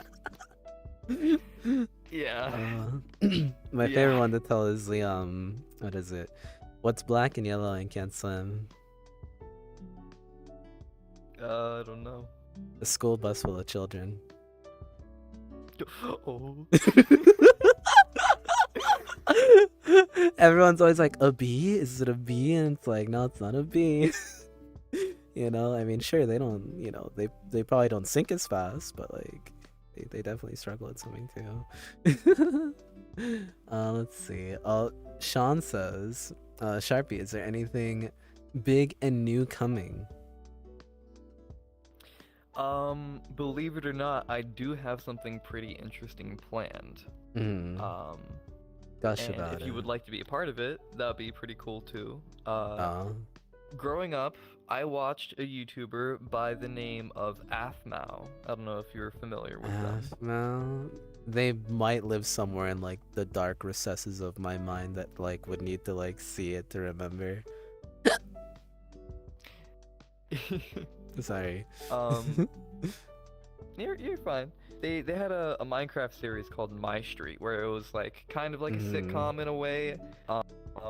Where they would have like problems that pop up, and there was like really cute and funny endings and stuff like that. I want to do something like that in VR chat. I want to try and have like, you know, role playing with a script and stuff like that, and have like a guided story for like multiple episodes. Yeah, that sounds cool. Yeah, sure. I'm sure a lot of people would be down to be a part of Melon knows that. Aphmau. Really? Small world. Turns out they play VR chat. They hang out at like, you know, Full Body Haven or whatever, FPT Haven, like regularly. I think I've seen Melon once or twice. Melon Rain? Yeah. Yeah, no, he's cool. I hang out with him whenever I can. I actually need to respond to one of his DMs later and like send him a picture of something once I get time to sit in Unity to work on stuff, but like that probably won't be till tomorrow because I have a few other things I need to do today, unfortunately. Let's see, any other question? Oh, Melon's right here. Imagine seeing me. Oh, Melon, I love you, Melon. Let's see, any other questions? Does chat have more questions for Sharpie? You can ask away, we have some time. If not, I am an then, open book. I will answer anything honestly. Yeah. Ask him his PP size. Nah, I'm kidding. Don't do that. I will answer that too. Oh. Well, I mean, now you have to. 5.5. Yeah, okay. Nice.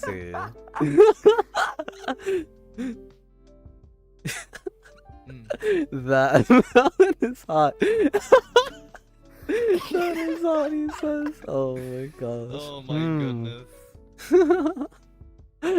Well, there you go, chat. I've asked the burning question for all of you. You're welcome. I joined to this. Hey, Jake. You've joined to worse. Does Sharpie like feet? Do you like feet? No, I don't like feet. Okay. Yeah. No, I also don't like feet. What about pee? How do you feel about Like, pee? other people are into it. I'm not into pee either. Okay, but, thank like, God. If other people are into it, you do your Yeah. own thing. Mm-hmm. Okay. You see, I get bullied about at least like the pee thing by my chat. Everyone thinks I'm into pee for some reason. You say it once and then they're just like, you're into pee. You tweet about it once and then make a song about it because someone gave you the big money to do it, and then suddenly, you know, you're not a hoe or anything. You're just someone that's into pee. I'm just like, dude, I just got paid money to do this. I just, you know. They just bully me with my fucking bell because people combo with them because there's a request to hop, and then there's also a point request for the fucking bell. So they'll literally tag team and be like, hey, I'm requesting the bell, you get the hops, get him to hop, I want to hear that bell. And I'm just like, y'all are literally bullying me. Y'all should do that more. If y'all should go follow Sharpie. Their link tree goes up every now and again. Oh, it's right there. Click that and then go do that. Get channel points and do that. Yeah. Do that. Wait, no, don't. Yeah. Sharpie endorsed it. Just clip that and like cut it off right there before they said no. That way it's I've like been framed. Yeah, you know, it's like those out of context like clip moments, you know, where they take the specific part to make you look bad. Oh my goodness. Yeah. Give us a rundown on your daily routine. Oh.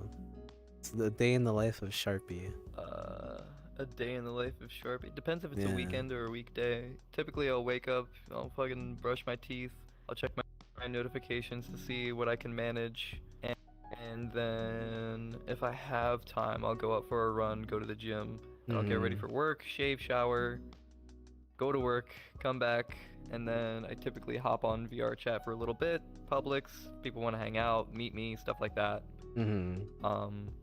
Or, you know, if the girlfriend wants to hang out, we can watch some shows and a movie, you know, keep it comfy. Okay. And I'll That's go to nice. sleep. Rinse, repeat.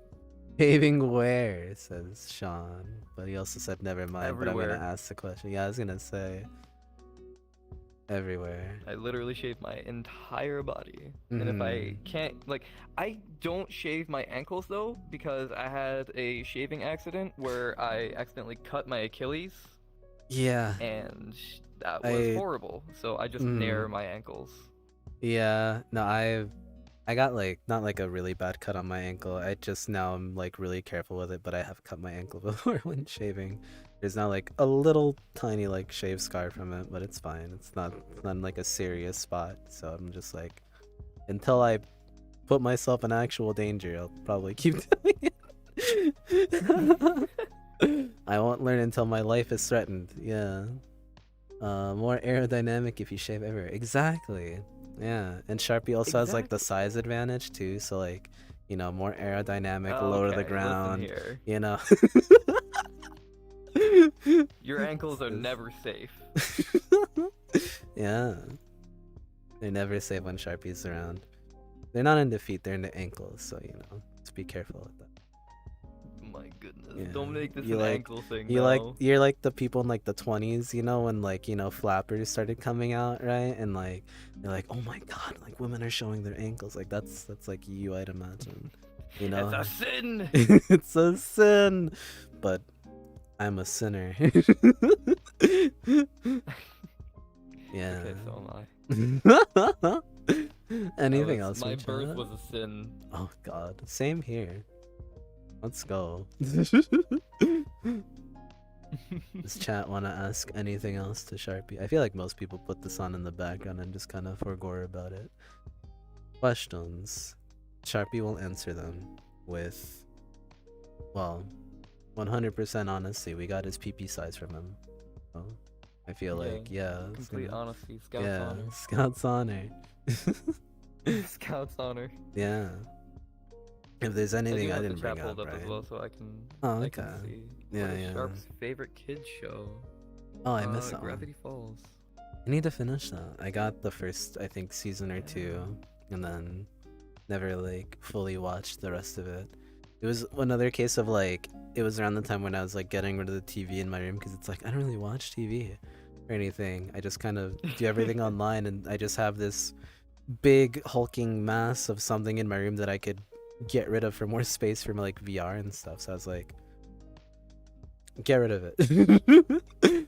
And that's why I had to buy a TV, a small one that fit on my like L-shaped desk for my PS4, because got rid of the big one.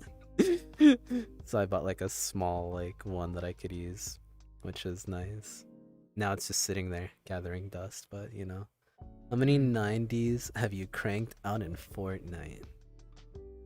I am dog shit at Fortnite, actually. I specialize more in FPS and VR because I can actually hold the gun. Yeah. But when it comes to FPS and other games, I'm horrible. Okay. Emmy has tried to carry me multiple times, and I've been a burden. No. They can vouch for me on that. I have merely been a burden. I am sad. I am the same way in shooters, don't worry, I feel you. But then again, I also don't have like the VR skill or know-how either. I'm awful on both fronts. One, have to name your fave Femboy you smashed or hop with your bell. I'm guessing name whoever was your favorite, or you hop with Belle.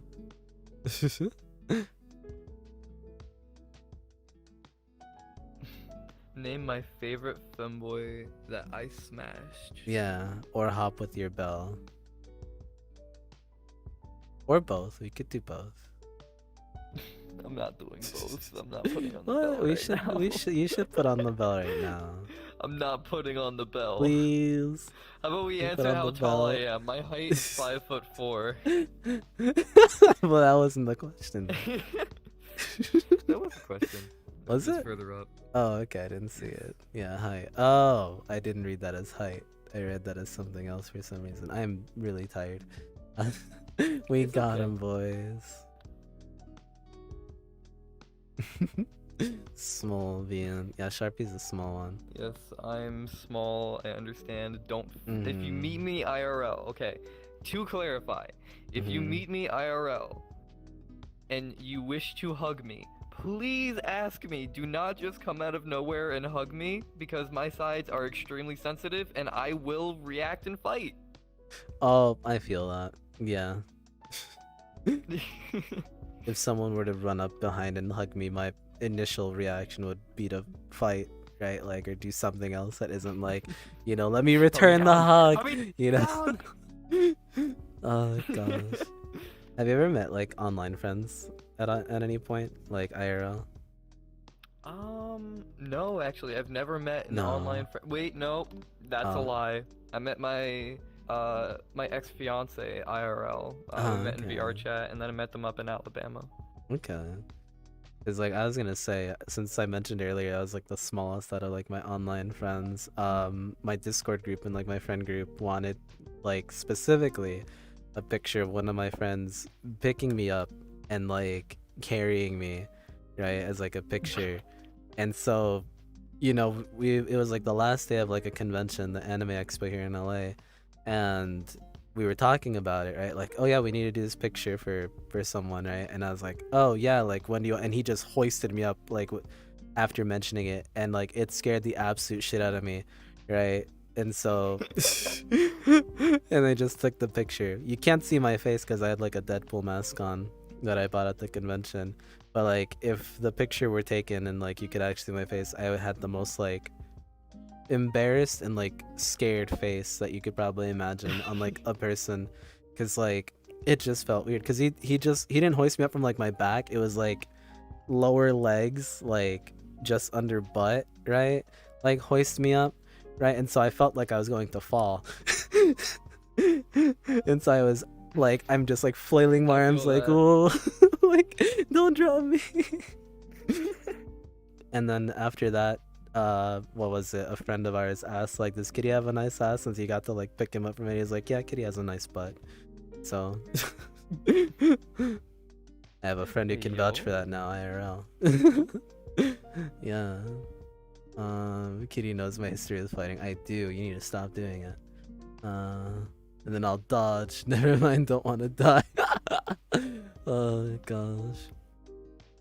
So can we like experience the bell? Can you like?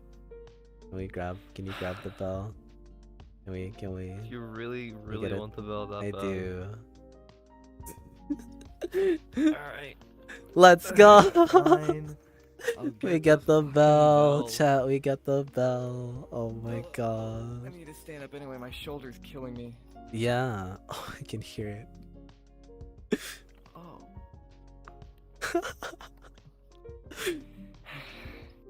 It doesn't make it any better that it's pink. Oh, it's so cute. Let's go. I hate all of you so much. You're welcome, chat.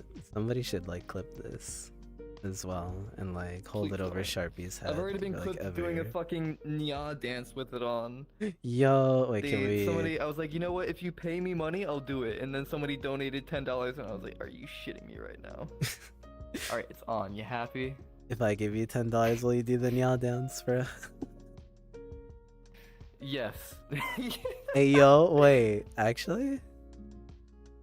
Tell you what, if somebody donates $10 to your stream right now, I'll do a Nya dance with the Oh bell shit. on. Anybody got $10 that they're willing to throw my way? Oh my People getting god. change out. Fuck. Yeah, everyone's just like opening their PayPal like, do I have money for this? Come Do I have money? I got you. Do I have it? Oh boy. Oh yeah, Ooh. there's seats in this world. Okay. I forgot to mention that. That's weird. Yeah, be careful. I There's no gotta tie toggle my for shoes, them. Hold on. Oh, okay. Ah, Oh, he keeps hitting the trigger. Okay. I got 50 cents in my bank. We have no oil princes in chat. Sag. Oh, that's That a day. shame. Yeah. No cousins that are princes from Nigeria. Yeah, no princes from Nigeria willing to, you know, like share their inheritance with No me or princes? anything. Yeah, no princes. No princes? No princes. No princes. Oh, thank you for the follow. Oh I yeah, mean, the thank you prince everyone or for the princess. follows and stuff. They're all muted because podcasts and stuff, and I don't let notifications play during this. So, thank you. Arigatou gozaimasu. Can you do like a hop You now? happy? Yeah.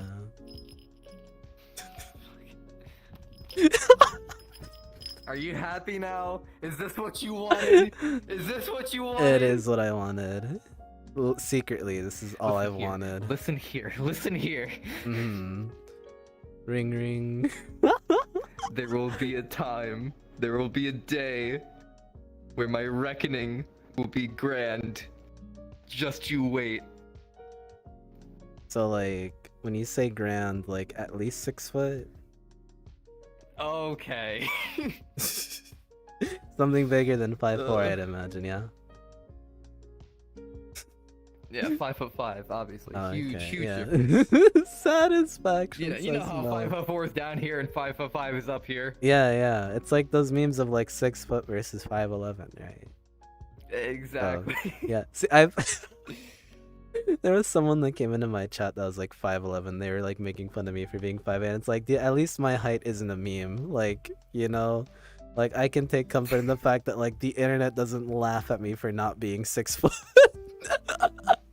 You know? Yeah. I'm at a Ironically, comfortable I do like height. my height though. I think I'm at Yeah. a perfect height. Same.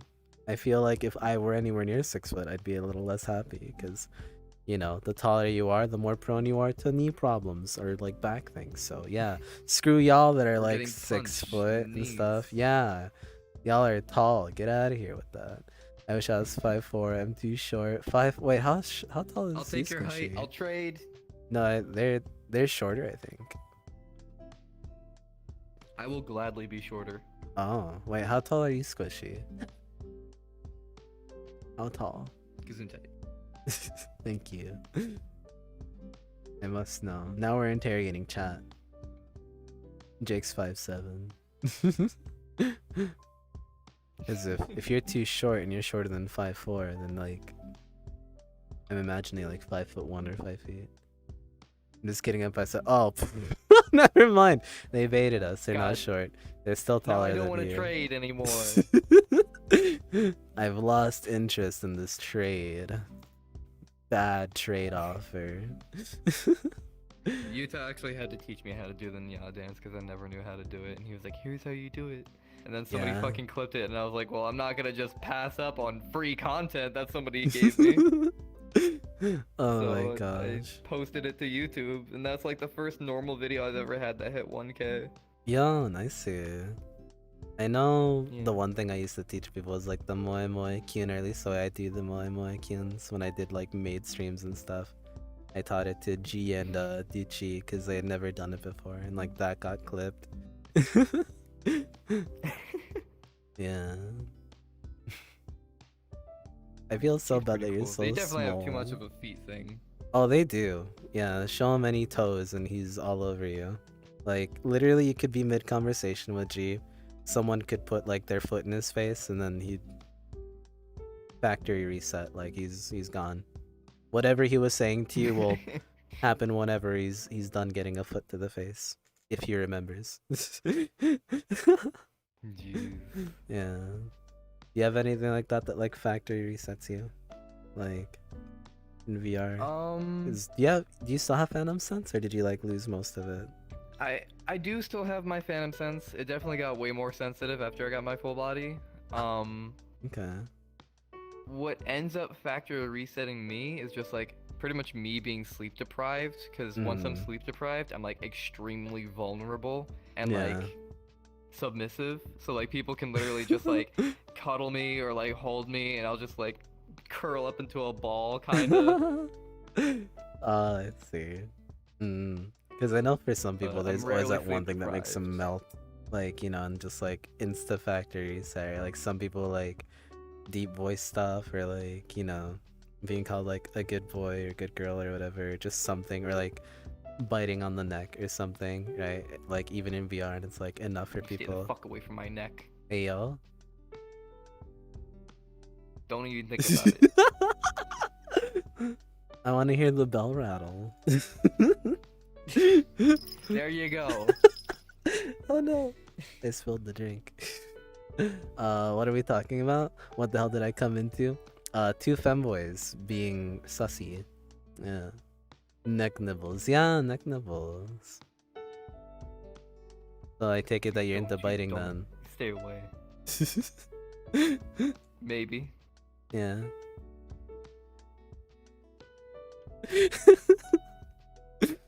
It's fine, I won't do anything. If you caught me when I was drunk though, maybe I'd be more inclined to like actually do something. I've messed with Fear. Lulu when drunk. Fear. Yeah. Like I've straight up like whispered in Lulu's ear before. Like my deepest voice, and like that messes with him. Being sensitive is mandatory. Yeah, exactly. It is. Precisely. Yeah. You know, it's funny. I advertise this as like two dumb femboys talking about like femboy things or something. I don't even know if we even like talked about anything femboy related at all today, other than the shaving I don't bit. think we did. Yeah. Oh, you know what? Actually, I'm gonna put you on blast. I disagree with your toe sock like thigh highs. Those are no. They're comfy. They look weird. I don't They're like that you're comfy. separating I don't your like my toes being toes. squished together in normal thigh highs. If they're like in their own separate little pockets, it feels comfy. I've tried to wear anything that like separates my toes, and it just feels unnatural. Yeah, to each their own. It feels comfy to me. I can't do it. That also made me wonder if you had a foot thing like initially too, because I thought it was like a not just a preference thing, don't but have a like foot thing. because the toes are technically other up, the people have dogs that are still kinda thing, barking. I'm absolutely gonna take advantage if Oh, of someone else course. has that kind of thing. Yeah, But like, I'm not into it, you know? exactly. Right, like that's kind of the way I view it. But then like, actually, no, I'm not gonna say it anymore. Chat's just gonna bully me more about it if I do. I'm just gonna leave it at Mentioning the that. P. Let's say, you know, fuck it. It's like at this point, whatever. But like I've mentioned now, it's like, is it really a thing? Like, am I really into pee if I don't like receiving it, and I will only pee on someone if it's like they are interested in it, right? Like I don't get any pleasure from it at all, but they do, and it's like the same way like stepping on someone. I feel like I don't get it, but if they want me to, I'll do it, right? I get nothing out of this, but like, you know, they do. Right? But some people are like, yes, Kitty, you're into pee because that's like, am I? I literally don't like the idea of being on someone, but if they like it and stuff, it's like, fine. Right? So it's normal. Yeah, exactly. I'm just here to please. It's like bullying. Yeah, see, I'm not like Gumi. Gumi's actually into it. He drinks like diet piss on the regular. He's posing like pictures with it and stuff. How's Yeah. diet piss? I don't know. It's like his favorite drink or something. Is what I've seen. Yeah. Diet piss. I was wondering where it came in diet form, but okay. Yeah, apparently. Son, what have you been drinking? You'll be out here doing a sippy on some pissy. Holy. Oh my god. And just like that. It's okay, it's just diet. Yeah, it's just diet. Fine, It's fine. diet, It's don't okay. worry. Yeah. I think we've gone over 3 hours, maybe. I'm not sure. Well, you were late, so I have no idea at this point, and I had to restart my stream. So, oh, thank you for the follow. Arigato. Have we hit 3 hours? How far is the stream at right now, chat? I have no idea, because for me it's at like 2:35. Yeah. Almost 3.5. Oh god. I don't remember when you showed up from being late though, so. Azzy, hello. 3 hours 27. Okay, then I think maybe you've gotten 3 hours. How late were you? I already forgot. Do you know? I was about 20 minutes late, so we're a little over 3 hours. Oh, okay. And I have to cut some of it out anyway because of technical difficulties. I'll have to edit this one. Alright then. I don't know if you want to stay for longer. I don't mind keeping you, but 3 hours seems to be like a decent cutoff, so up to you. It's up to you. Oh, well, I guess that's what happens when you put two apathetic people in a room and like they don't really care how things go.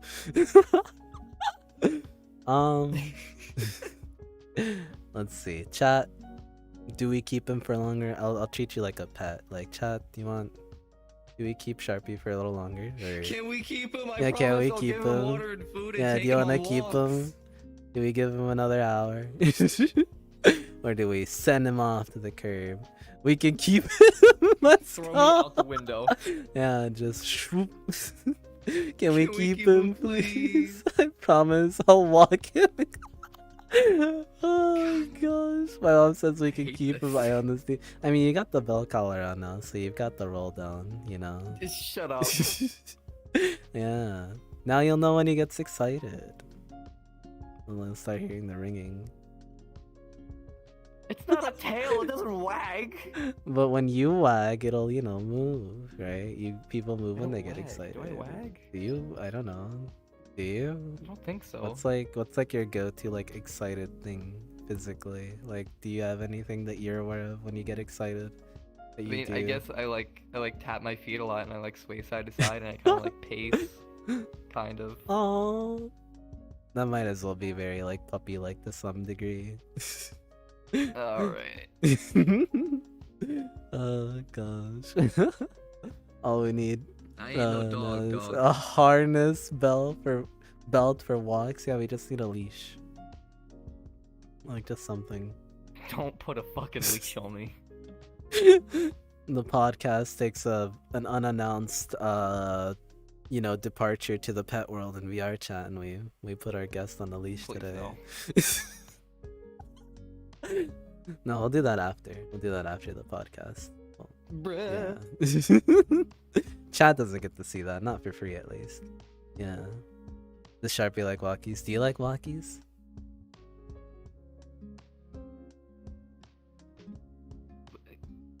What kind of question is that? That's a yes. You like No. walkies. I go He's out just for shy about runs, it. and I go out for runs on my own. Oh, look, he's trained. He knows when to come back home. Oh my god. He can I leave the house on his own swear. like a big boy and come back.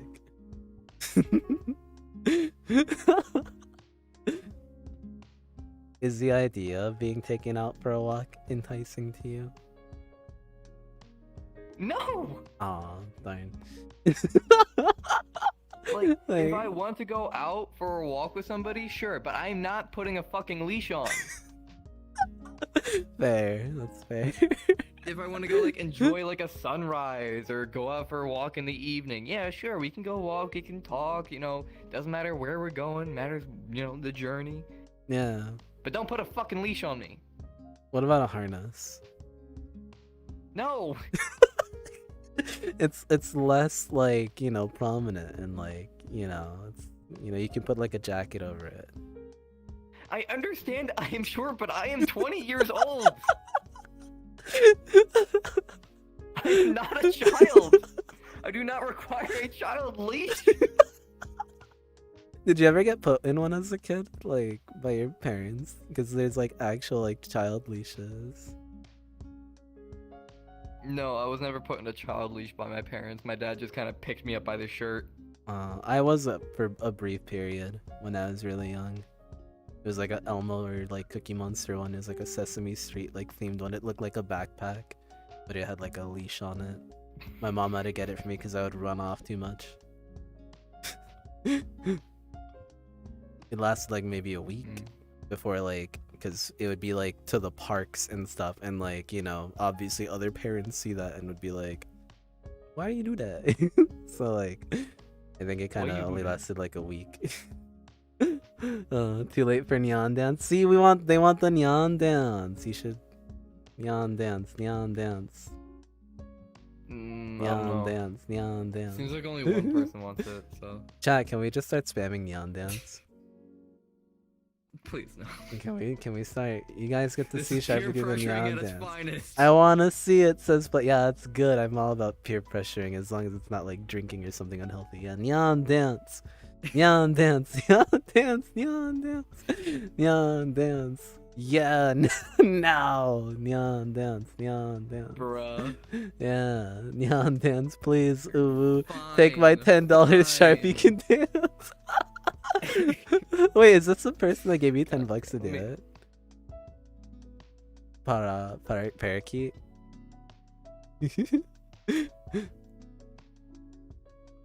Alright, fine. Yeah, Fucking- dance. you want me to face the camera then, I guess? Yeah, you can face the camera. It's over there. Okay, Yeah. I'll face the camera. Oh Mm. god. Oh wait, move a little more to do the my left. stretches. Because the little logo Oh. and stuff is in the way. Yeah. They gotta see your This feetsies. good? A little more. That should be good enough. Okay. Fine. Yeah. Hate this. So it's yeah. Yeah. Yo, let's go. I hate all of you. Aren't you guys happy that I pressured him into putting the collar on too? Or the bell. God damn. We got the full combo. The ringing bell, yes. Do you think VRChat is gonna go wireless with hand tracking at some point? Yes, I do at some point in the future, yeah. The bell made that That adorable. would be pretty cool. Yeah, it was super cute. Oh my gosh, cute as they're really apathetic, like nya, nya, as the bell's just ringing. Oh my gosh. I feel Well, so like, bad like that I you're said so before, small. like if I gotta like hit somebody like really hard, it's just fucking. Yeah. It doesn't sound like it does anything. Wait, hold on. Do I still have like that one small avatar? I have a small one that's somewhere. I can be the same height as you for like this extra bit of time that we have. Let me see. Aha! Maybe it's the same height, maybe it's not. What? I'm in the ground. Yeah, look who's short now. Wait, where am I?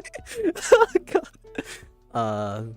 Here we Look go. who's short now, Is this smaller than you, or is it the same height? I think we're the same height. It looks like it's the same height. Maybe. Yeah. Okay, this is fine. Now we'll stand for the rest of the podcast. How about that? Like the extra Yeah, hour. get the blood flowing. Yeah. I had to stand up at some point anyway. Stretch. Kitty is short now, not for long. Yeah, let me get rid of this hat. Where is it? Goals. Oh yeah, it's hard to see, but right On your here hat. you can see the name of the person that made the model for me. Oh. Cool. Yeah. Jump down, give me 20 Femboy. Screw you, I'm not doing that for free. Alright, now it's your turn. They're asking for push-ups. Do you want to do push-ups? Why do they tell me to do push-ups? Yeah, I don't know either. I mean, I can do push-ups. I can do push-ups really easily, but the bell mean, color's yeah. gonna make it sound fucking horrible. Exactly. I think we can like call for a truce to not do push-ups. Yeah. You don't want to do push-ups? No, I'm so lazy. Okay. Truth. Yeah, truce. Yeah. Truce for now. I actually need to get like a Rusk avatar and like actually make one. I think it'd be funny. Hell yeah. Lazy like a cheer kitty. Of course. I'll do like any other thing, but I won't do push-ups. Lazy ass. You bet it. You bet your ass I'm lazy as fuck. Give me money and I will do push-ups. Yeah. My index controller isn't tracking my fingers properly because it's not calibrated yet, but screw y'all. Yeah. $1 per push-up. Give me 20 bucks. You want 20 push-ups? 20 bucks. Yeah. 50 cents can't good enough. Nope. 50 cents will get you for me to like get on the ground. I'll like, you know, I'll get in. I won't get in position. Push up position and then get back up. No, I won't even get in the position. I'll just get on the ground. You don't even get the position. You just get me on the floor. That's it. And then you gotta pay $2 to get him back up. Yeah, $2 to get me back up. Otherwise, I will stay on the ground forever. For good. You'll never see me stand up again. All of my streams will be like the fever dream of whatever. Was it Thursday? Or Wednesday? I don't even remember when it was. I just know I did a stream where I laid in bed all day and called people on Discord. You just called people on stream?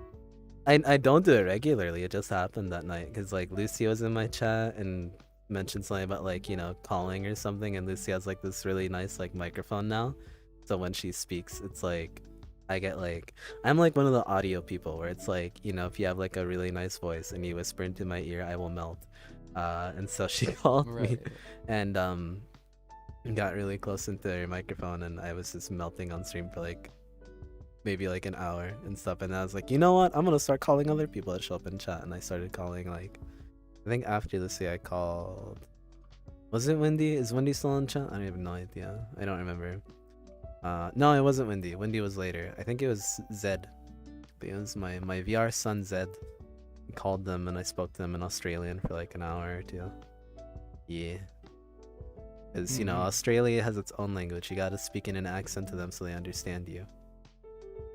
Yeah. Yeah. Go talk to the Aussies, eh? Yeah, you gotta get him with the Australian accent, and then, you know, you talk to them like this, and they know exactly what you're saying. But the second you go back to like American, they're like, "What? What are you talking about? What? Huh? Who are you? What is this? What language are you speaking? Where are you from? I don't know this foreign speak." Every dollar is a minute to plank. Wait, what? Plank? Oh god, planking is so much worse. I would rather do push-ups than planking. I hate planking. Oh, absolutely. Yeah, no. Jesus Christ. I think the longest I've ever planked is like a minute 30. That was the longest minute 30 of my life. It feels like the world stops when you plank, I swear. If you're ever somehow in a call and you do British accent. I'm leaving. I'm leaving that call. A bit of British, a bit of British. Yeah, go down to Binley Mega Chippy. Binley Mega Chippy. Binley Mega Chippy. What do you mean you call them chips and not soft, crunchy, munchy, crunchy? Oh, did you see the thing I posted for Ryan? You call these chips not scrumptious, dumptious, or whatever, Ghibli delights. Rather a bit cringe in it, bruv. It was so long. It's such a long Rather set of cringe in it, bruv. words. Rather a bit cringe in it, bruv. Didn't know y'all were British. Yeah, I'm British. I drink bottles of water every day. Yeah. I drink a Every bottle Tuesday, of water. I drink a bottle of water. Yeah, every Tuesday, bottle of water. I do this to myself. You did do this to yourself. You brought it up, and now it's happening. Y'all watched me long enough. You know, if you bring something up, I'm going to talk about it, even if it's something that I don't want to talk about. At this point, I can't shut up. I don't know how to shut up.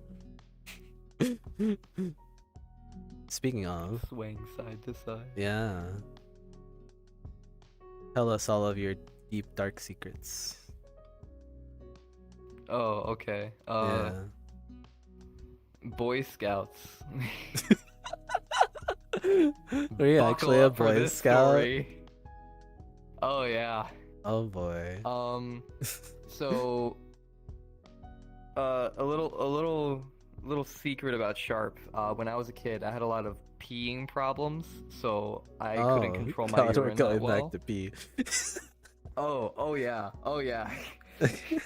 And so I had to wear adult diapers for a while because I couldn't control my piss. It was a medical problem. Yeah.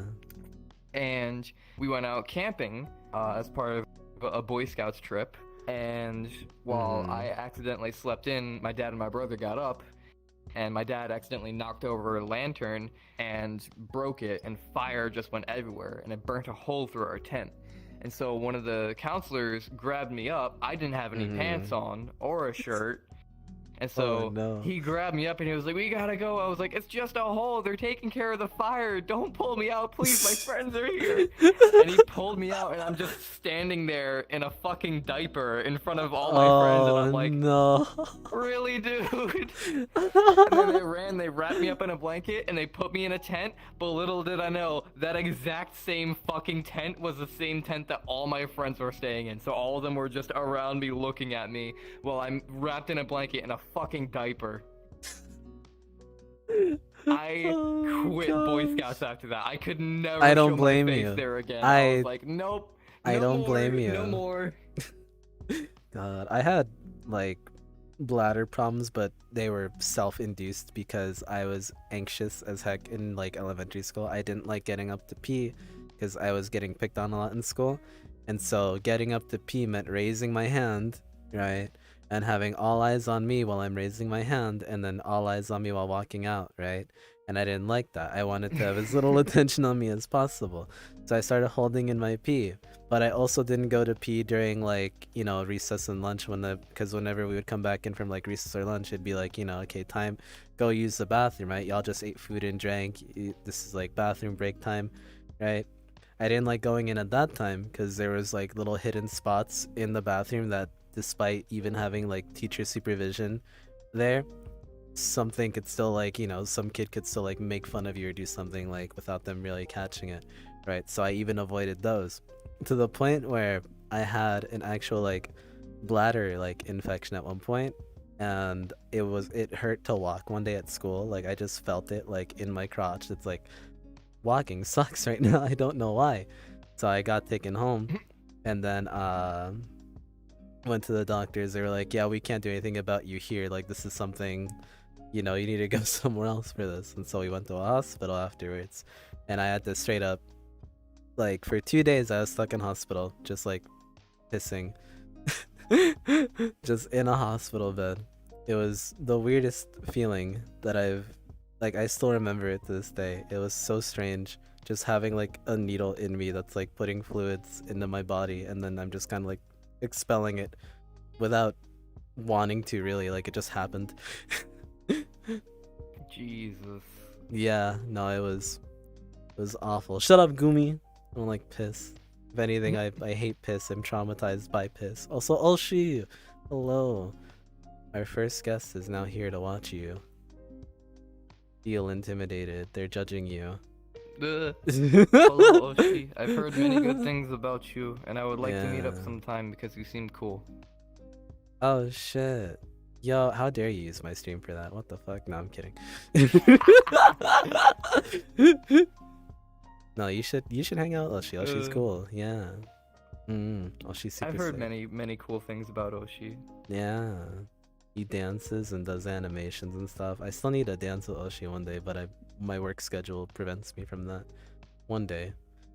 Dancing, yeah. I try not to Yeah, dance too VR much with dance. friends because they can't like keep up. Because I used to be on like dance teams and VR chat and stuff like that. So Yeah, I get that. I just do Just Dance Worlds, and that's about it. And I'm not that that would be good. a lot more fun. So, but I still have friends who can't keep up with me specifically because I've learned most of the martial ones, not all of them, but like I dance along with Marshall in those worlds, and I have a lot of them memorized and stuff, right? So like the second it plays, I don't even need him to tell me something; I'll just know when it happens, kind of thing, right?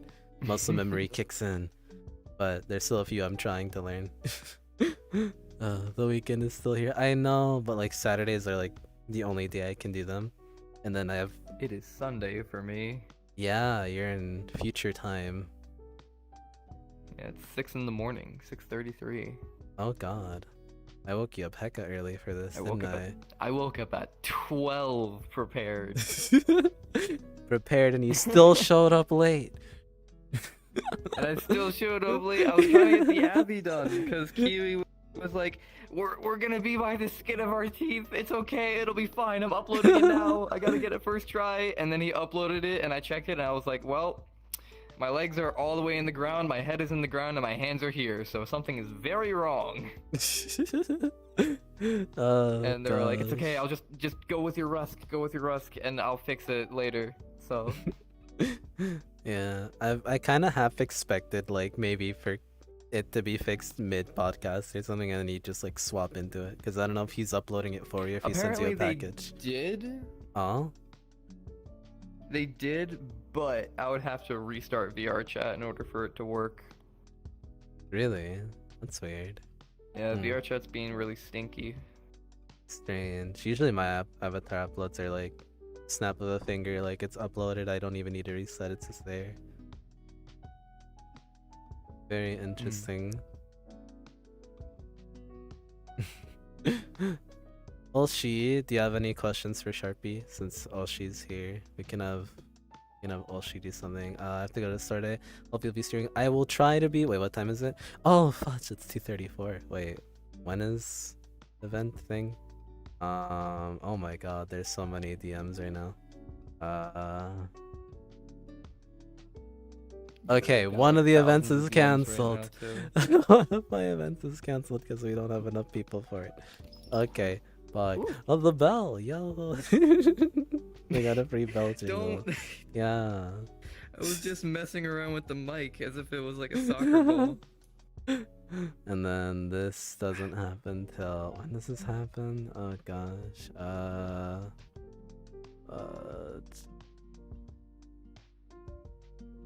I don't remember. Hold on. I feel so bad for. Oh God. Well, you know what? I'll show up late to that. It's fine.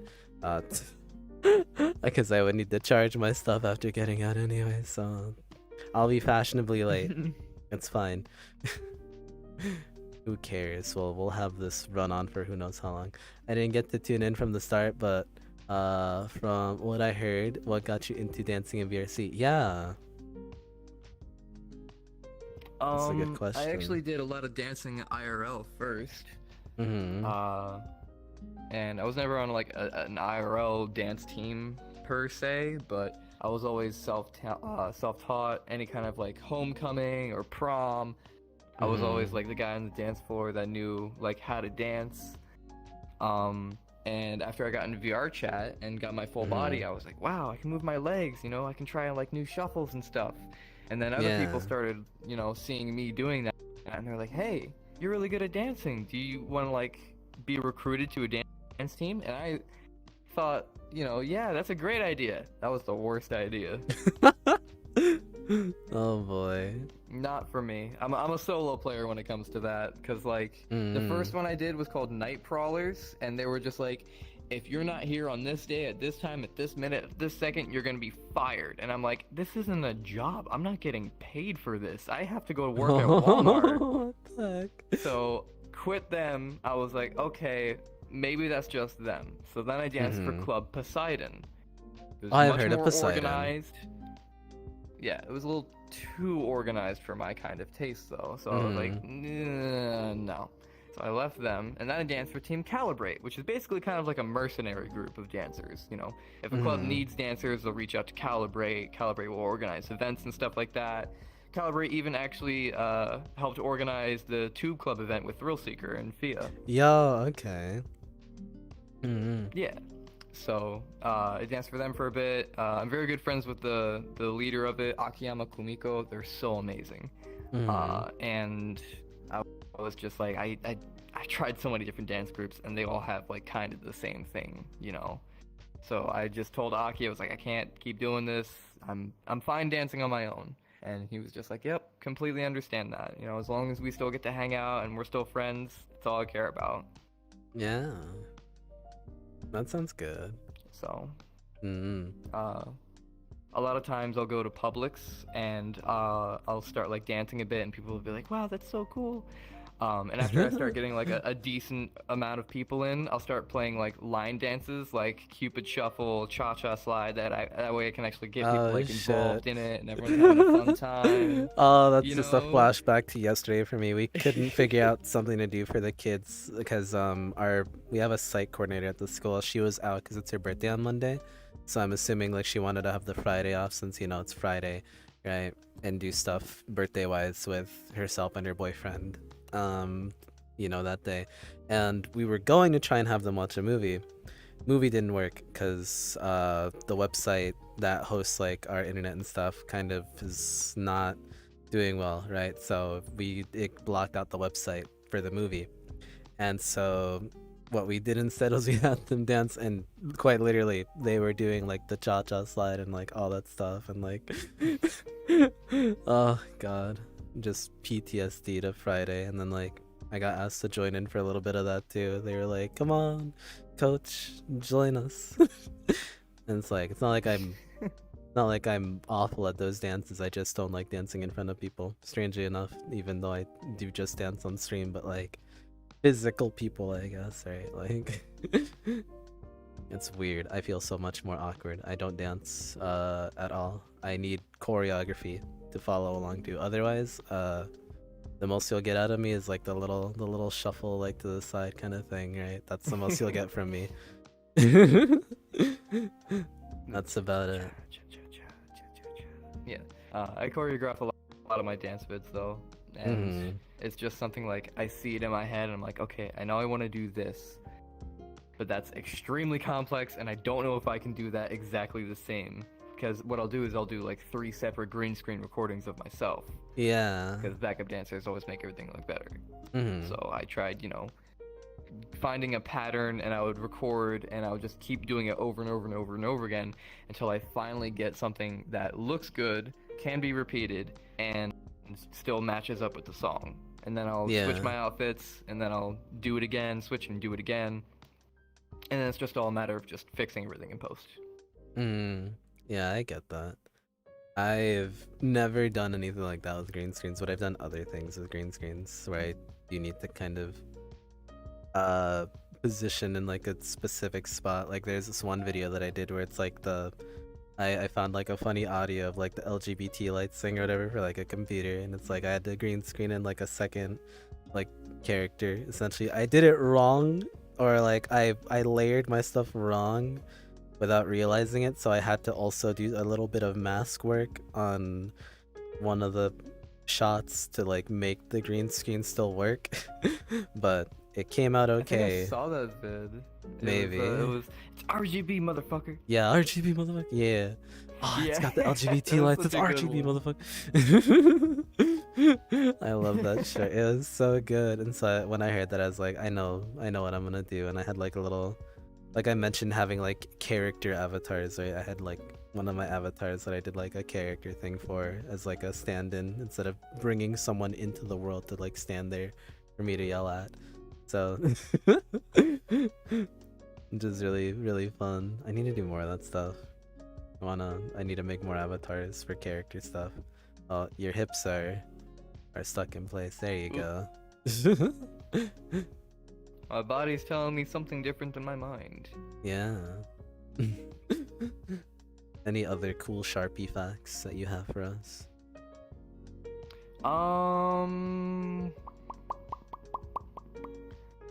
Let's see. Well, it took 8 people to kidnap me once. Oh. Wait, where were you kidnapped? Yeah. Is a good question. It was a school field trip to Ohio, and I, being the introvert I am, I wanted to just sit in my hotel room, watch The Office, and eventually go to sleep. Yeah. But my friends were like, "You're gonna be social, so come on!" And they thought I was weak because I'm short, but I actually specialize in close quarter combat.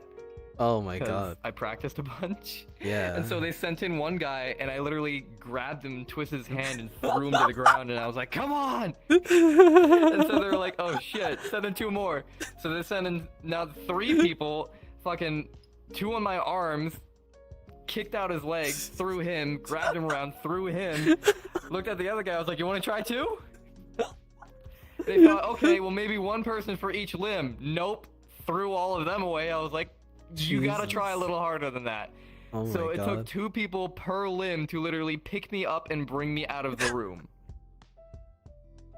To which, after I was brought into their room where they were horsing around, they heard me open the door and sneak out. I started bolting down the hallway, got to a dead end, looked behind me, 2 guys were running after me, and I was like, you realize it took 8 of you to get me out of there. You really think you 2 can handle Hey, me just right now? post up again, like. I literally just like stand up. I was like, you really want to play this game again? It's gonna end the same way, except that's a wall, not a bed. Oh my god. That sounds like an action movie scenario. Jesus Christ. My life is pretty much an action movie. The way my parents met is like a full-on romance movie. Like, Oh boy. yeah, my dad was at his wedding, and the girl he was going to marry, he didn't love. So before she got down the aisle, he literally was just like, this isn't right, and ran away. He ran through the rain and the storm all the way to my mom's apartment where her boyfriend was over, knocked on her door in a suit soaking wet. She opened the door and he said, I love you. The woman I was going to marry I don't love, but I love you. Wow. And she was like, what the fuck are you doing here? My boyfriend's over. Oh boy. But they actually ended up getting together, and somehow they made me. Wow. What a... That does kind of seem like a plot line to like some kind of movie, honestly. Like that My seems whole like life has been a the... fucking movie, I swear. Man, I wish my life was more like a movie. I'm still waiting for the, you know, the twist, for like the good stuff to happen. When I said I wanted it rough, I didn't mean my whole life, damn. Oh my gosh. Wait, hold up. I just realized someone actually gave me $10 for the Nya Nya dance. Wait, you got paid for that. Wait. I looked over and I was like, wait a minute. It wasn't for nothing. Yeah, it wasn't for anything or for nothing. Oh my god, I'm so because I have alerts off, so I only look at like the activity feed on like Stream Elements, and I for some reason did not see that. It's someone named Med.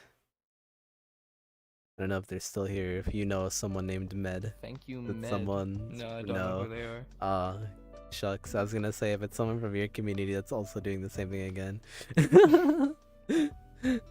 Oh gosh. I wonder how many names that maybe came from you or were in chat that I completely ignored during the main portion of this. Because it I might be don't all think gone many now. of my community actually know. Okay. Yeah, I never really tell anyone to like tell their Um, community because it's like, you know, it's up to them. Yeah. I'm just more interested in talking to the person than anything else, really. I could be streaming to I three mean, there people. was Kiwi that popped in. Kiwi's Yeah, really yeah. They joined me once when they were like absolutely like blasted. I think like they were shit faced. Is that a virtual? It was at that instance, funnily enough, the one that you didn't want to join because it was like a music event thing. cool. Yeah, they came in super drunk. 4-hour That mark makes been sense. hit. Ah, 4 hours then. I guess we can wrap it up here. Do you have any Alright. passing words to chat? Any final words you'd like to say to at the camera to them about anything Sharpy is doing or will do in the future? Just, I guess, keep an eye out. Follow on Twitter. I'm more active there. Things are going to be posted on YouTube. I might end up streaming sometime in the future. And yeah, if you see me, don't hesitate to say hi. I'm just another person like them. Yeah. Yeah. I actually appreciate it when people walk up to me and say, "Hey, I know you." It actually really warms my heart. So if you do see me, please.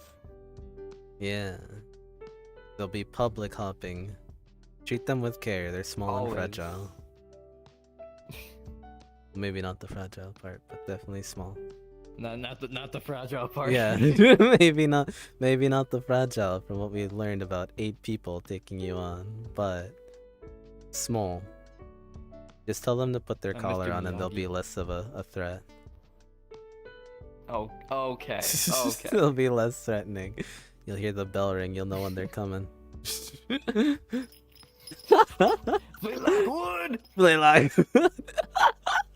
I need to watch a movie with people in my Discord at some point, like in VR. I want to do like a VR chat movie night. I want to have a movie night with we gotta watch Treasure Planet. Oh, that's my favorite movie. Yeah. Hands down. Oh. God. Fuck me, dude. That would have been so fun to talk about too. I feel like I could have you on for like another hour, honestly, at this rate. But I feel like it would be unfair to Oshi since I had him for. Well, Oshi was also busy too. I think I guess with whatever guests I have, maybe I'll just accommodate however long they're willing to or able to stay for. But yeah, you are free to go if you want to go now and stuff. So. Freedom. Yeah, Freedom, you can take the banana if you want. Oh, she took it last time. It's still there. Or unless it's not there for you anymore, it is for me. Yeah, you can have that. You can take it as like a parting gift of sorts. I'm gonna kill somebody with this. Do it. Alright. I send you off, soldier. Dip it in some coffee. Oh. Yeah, just... Now it's caffeinated. Pocket it.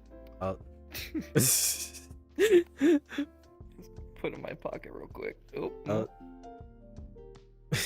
Okay. Well, thank you for having me. Yeah, it was fun. Have a good one. Yeah. Bye bye. Let's see. There they go. They're off.